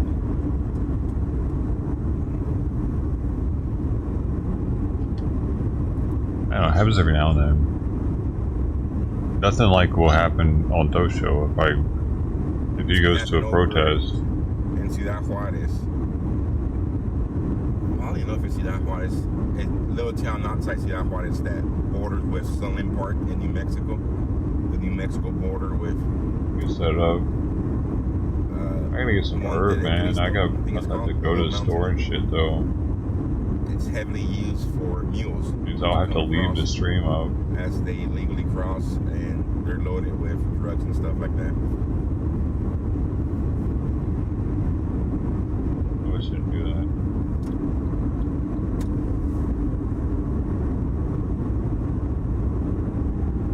So sometimes people can't pay the $15,000 the coyotes or the human smugglers are asking. So the way they pay off, I gotta take the fucking carrot. Man, what? She got an obsession with fucking carrots. Backpacks full of drugs and they're awesome for them. Fuck.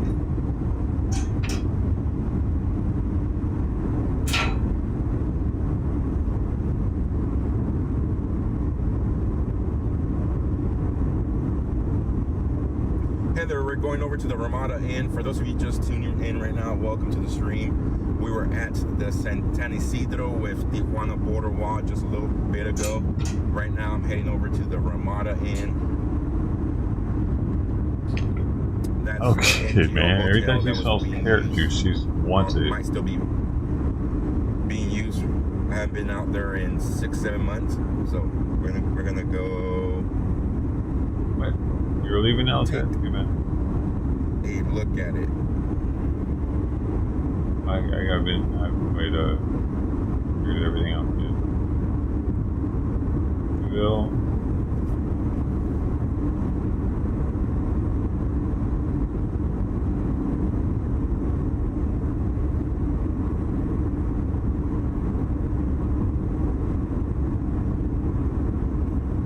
Have it delivered. It depends. If it's too slow here, like if nothing much is going on, I might head back to the protest at 3 p.m. or 4 p.m. in LA. Tomorrow's Friday, so I know Sunday they're having a protest here in San Diego, but I won't be here on Sunday.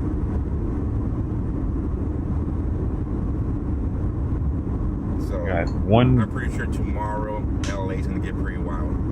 Like one bowl left. Maybe two maybes. I'm gonna try to stay out on the road until at least Saturday. I gotta go back to work no later than Monday. So I gotta be back at work Sunday or Monday. I don't want to use all my time. Well, now if someone comes into his chat, 2-3 weeks from now. Oh, shut the fuck. He's probably gonna shut them right the fuck down because I gave him a little bit. I gave him some. I don't want him to have any conflict of shutting down a troll that keeps bugging him. Like, I don't want him to think, well, he's a viewer. I'm a paying viewer. And he's just an asshole. Sometimes they reuse the same kids and it's sad. They drug the kids. There's kids that show up. Yeah, he saw it already. He said it kind of under his breath. That's what I was telling you guys earlier. That you can pretty much tell which kid yesterday. I don't know to the parent and which kid does not. The kid acts very weird around the person. Not your other channel. Last night.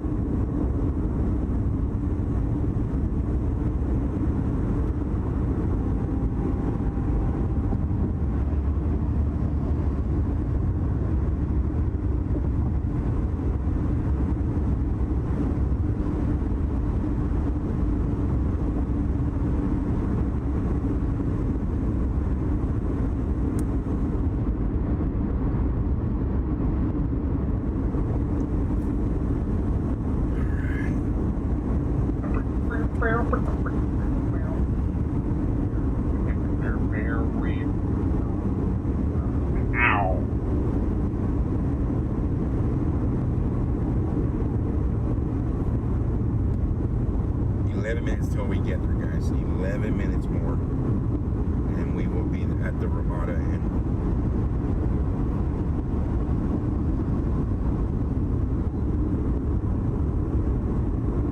That one in Riverside yesterday. Yeah, if you guys find different protests down in this area for tonight or tomorrow, flyers, please feel free to message me on Twitter or X, formerly known as Twitter. If you guys want the link to it, you guys can go to the link tree. That link tree not only has the donations, but it also has every other platform I'm on. So if you guys want the link to the Twitter account, the X account, you guys could go to the link tree and find it there.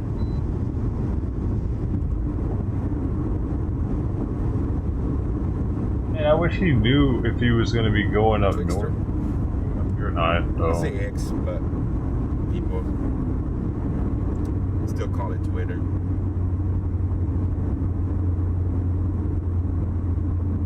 Yeah, because if he's now we have not, to verify if it's I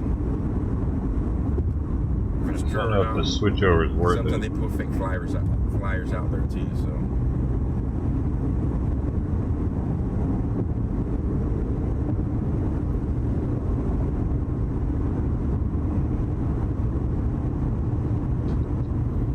That's doing yet.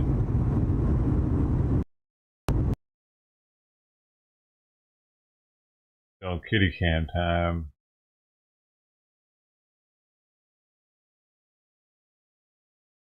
So much.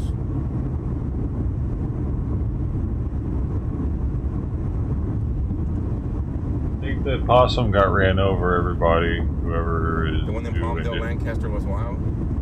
There was a dead possum. It's still out there in front of my place. I ran over. I was wondering why we're not seeing a possum today, even though it's raining. Pretty sure that's the one. It's hard to tell for sure, but yeah, it would make sense, huh?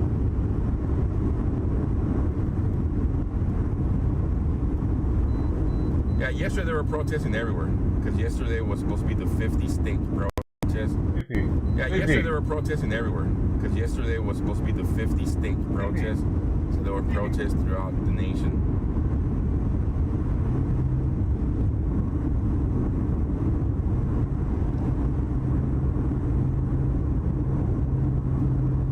No, we're not heading to the protest. We're heading over to the Ramada Inn. It's a hotel that got shut down about probably 2 years ago. And it was being used to house all these people who were making fake asylum cases.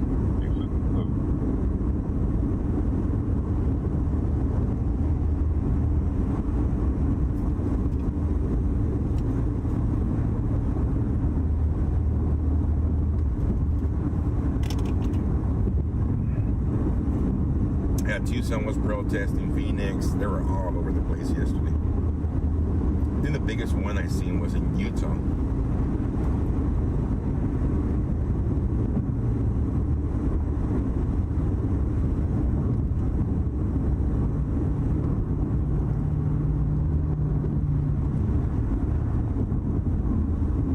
I used to live in San Diego. I guess all y'all probably know that. Most people here know that. Kind of nice, you know. That's why I like watching, like, whenever Joe is in, like, Southern California, or anybody's in Southern California, but especially Joe, because his stream is crisp. Like, I like watching it because, like, I used to drive this street a long time ago.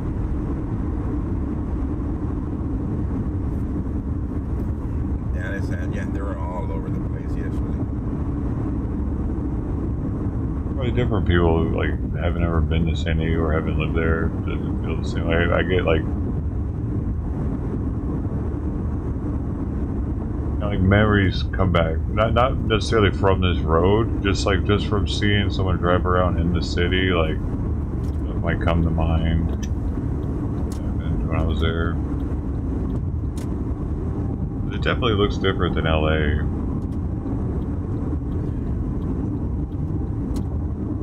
More big trees, I think. LA is mostly like palm trees.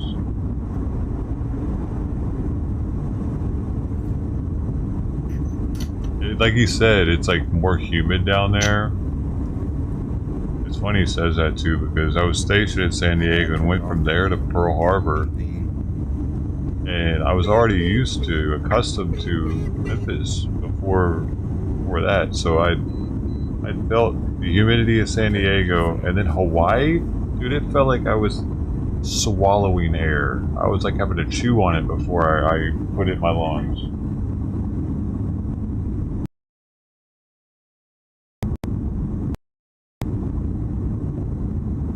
And I went straight from San Diego to LA airport to Hawaii.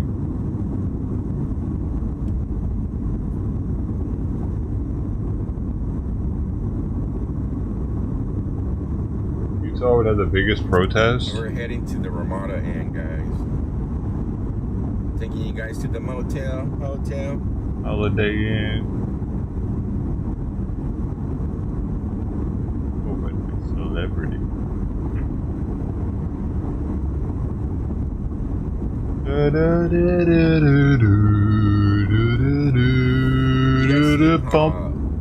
DHS raided the Colorado apartment complex in Aurora.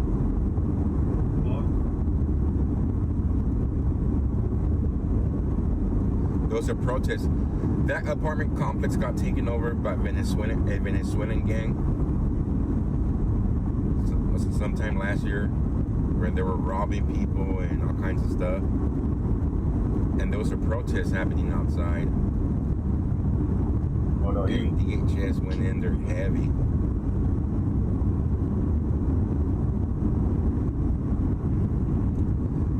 Nothing has happened in Bakersfield regarding protests since before President Trump took office. Oh no, is that Murphy?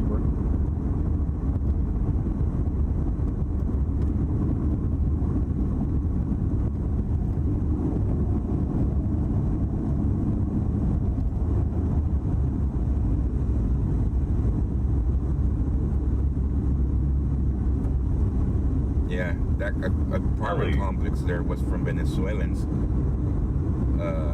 Tren de Agua, I think it's called, the gang. And they took them. I was chingy. Complex, and they were running. It was chingy. Out of there, it was crazy. They arrested the gang leader in New York last week, I believe.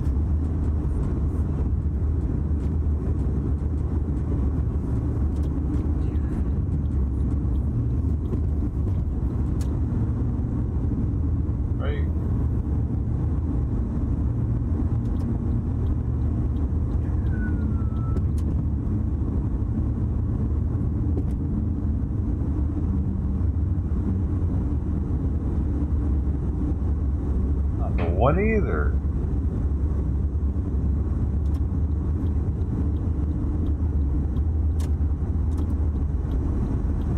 What am I doing here? Snitching on La Raza. Actually, 95% of the people that come across that border there are not Mexicans. I might even go to say 98% of the people that come across the border here, where I've been covering the border for the past almost 3 years now, are not Mexicans. Robert, humidity, brutal. Yeah. So there goes your thing.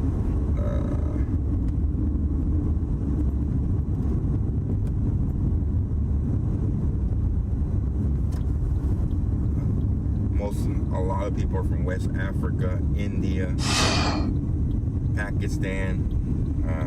Oh, he's near the Mission Center Mall. A lot of people that were coming from China, Russia. Yeah. All right. It wasn't up until about 6 months ago. I'll take it back. It's been more than about a year ago that I started seeing a couple of Mexicans showing up at the border wall, because they were not allowed to be picked up before. Missed them all, man.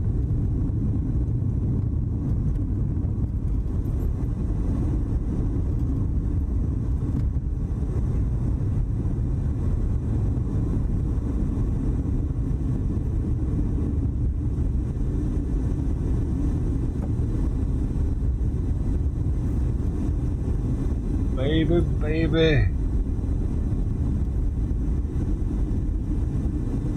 So they're still open. Look, guys, their food's here.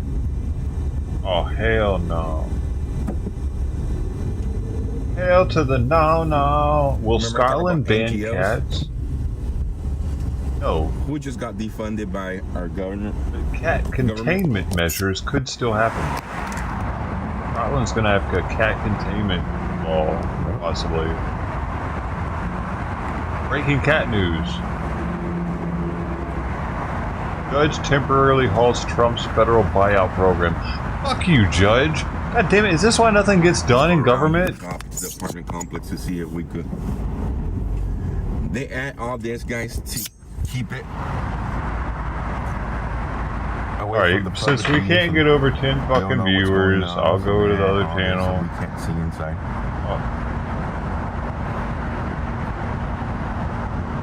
Do work. I don't like working, okay? I'm free.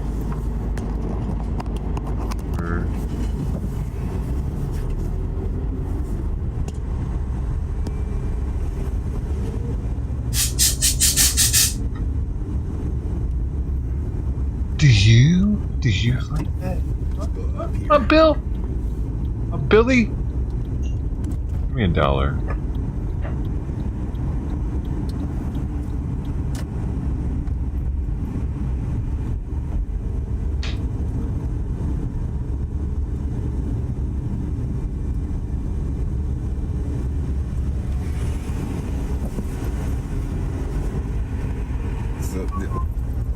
This might be new for a lot of you guys, but this has been going on throughout the 4 years of the Biden administration, and it's slowing down big time. They're shutting it down right now, but why? Oh, damn. Why? You have to fucking in and out, in and out, in and out, in and out, in and out. This place used to be full under the Biden administration. There used to be buses and buses coming in and out of this place every day. Let's see, let's get down there before we get kicked out by security on private property. Well, it's not private. I mean, it's the Homewood Suites.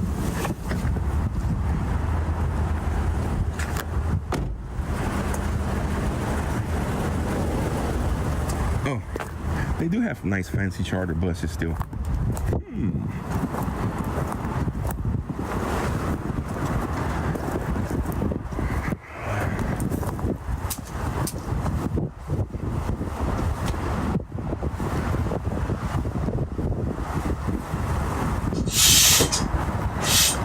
Stop fucking bugging me, Simon. Going, guys. Look at that nice fancy charter bus.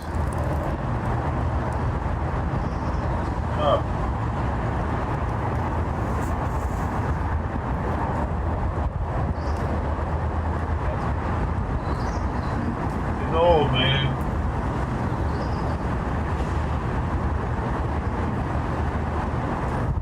So, this is still going on.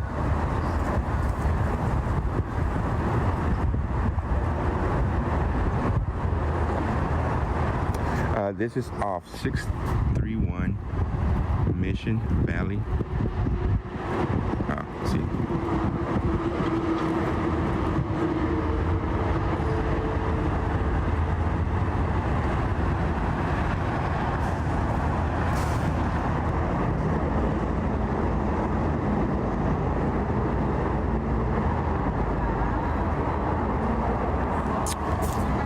So this used to be the Ramada Inn, guys, so it's still the Ramada Inn.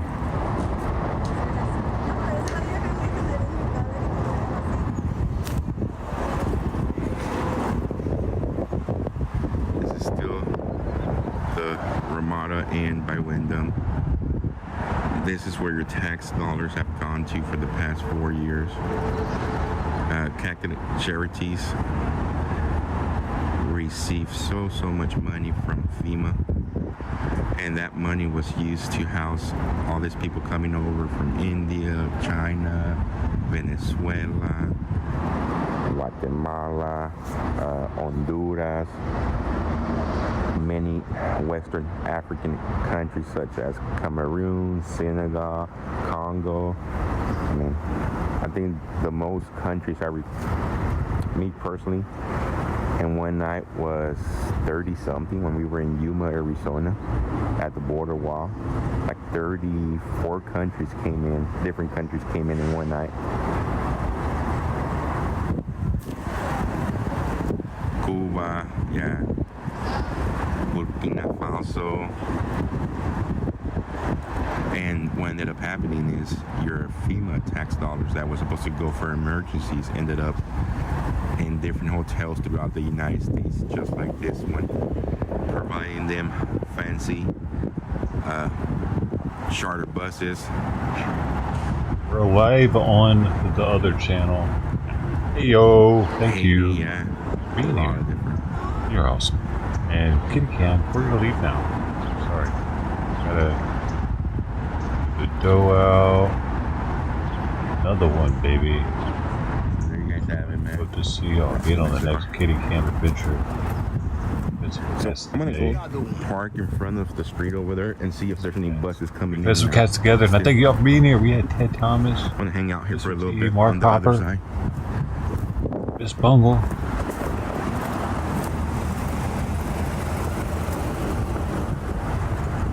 El Barto.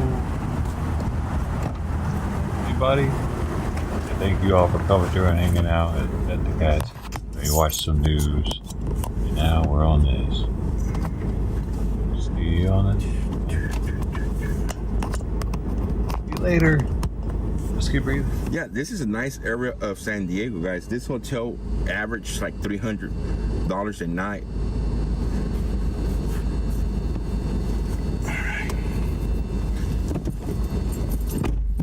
Let's go to the front and park up there. We're just gonna hang out, guys.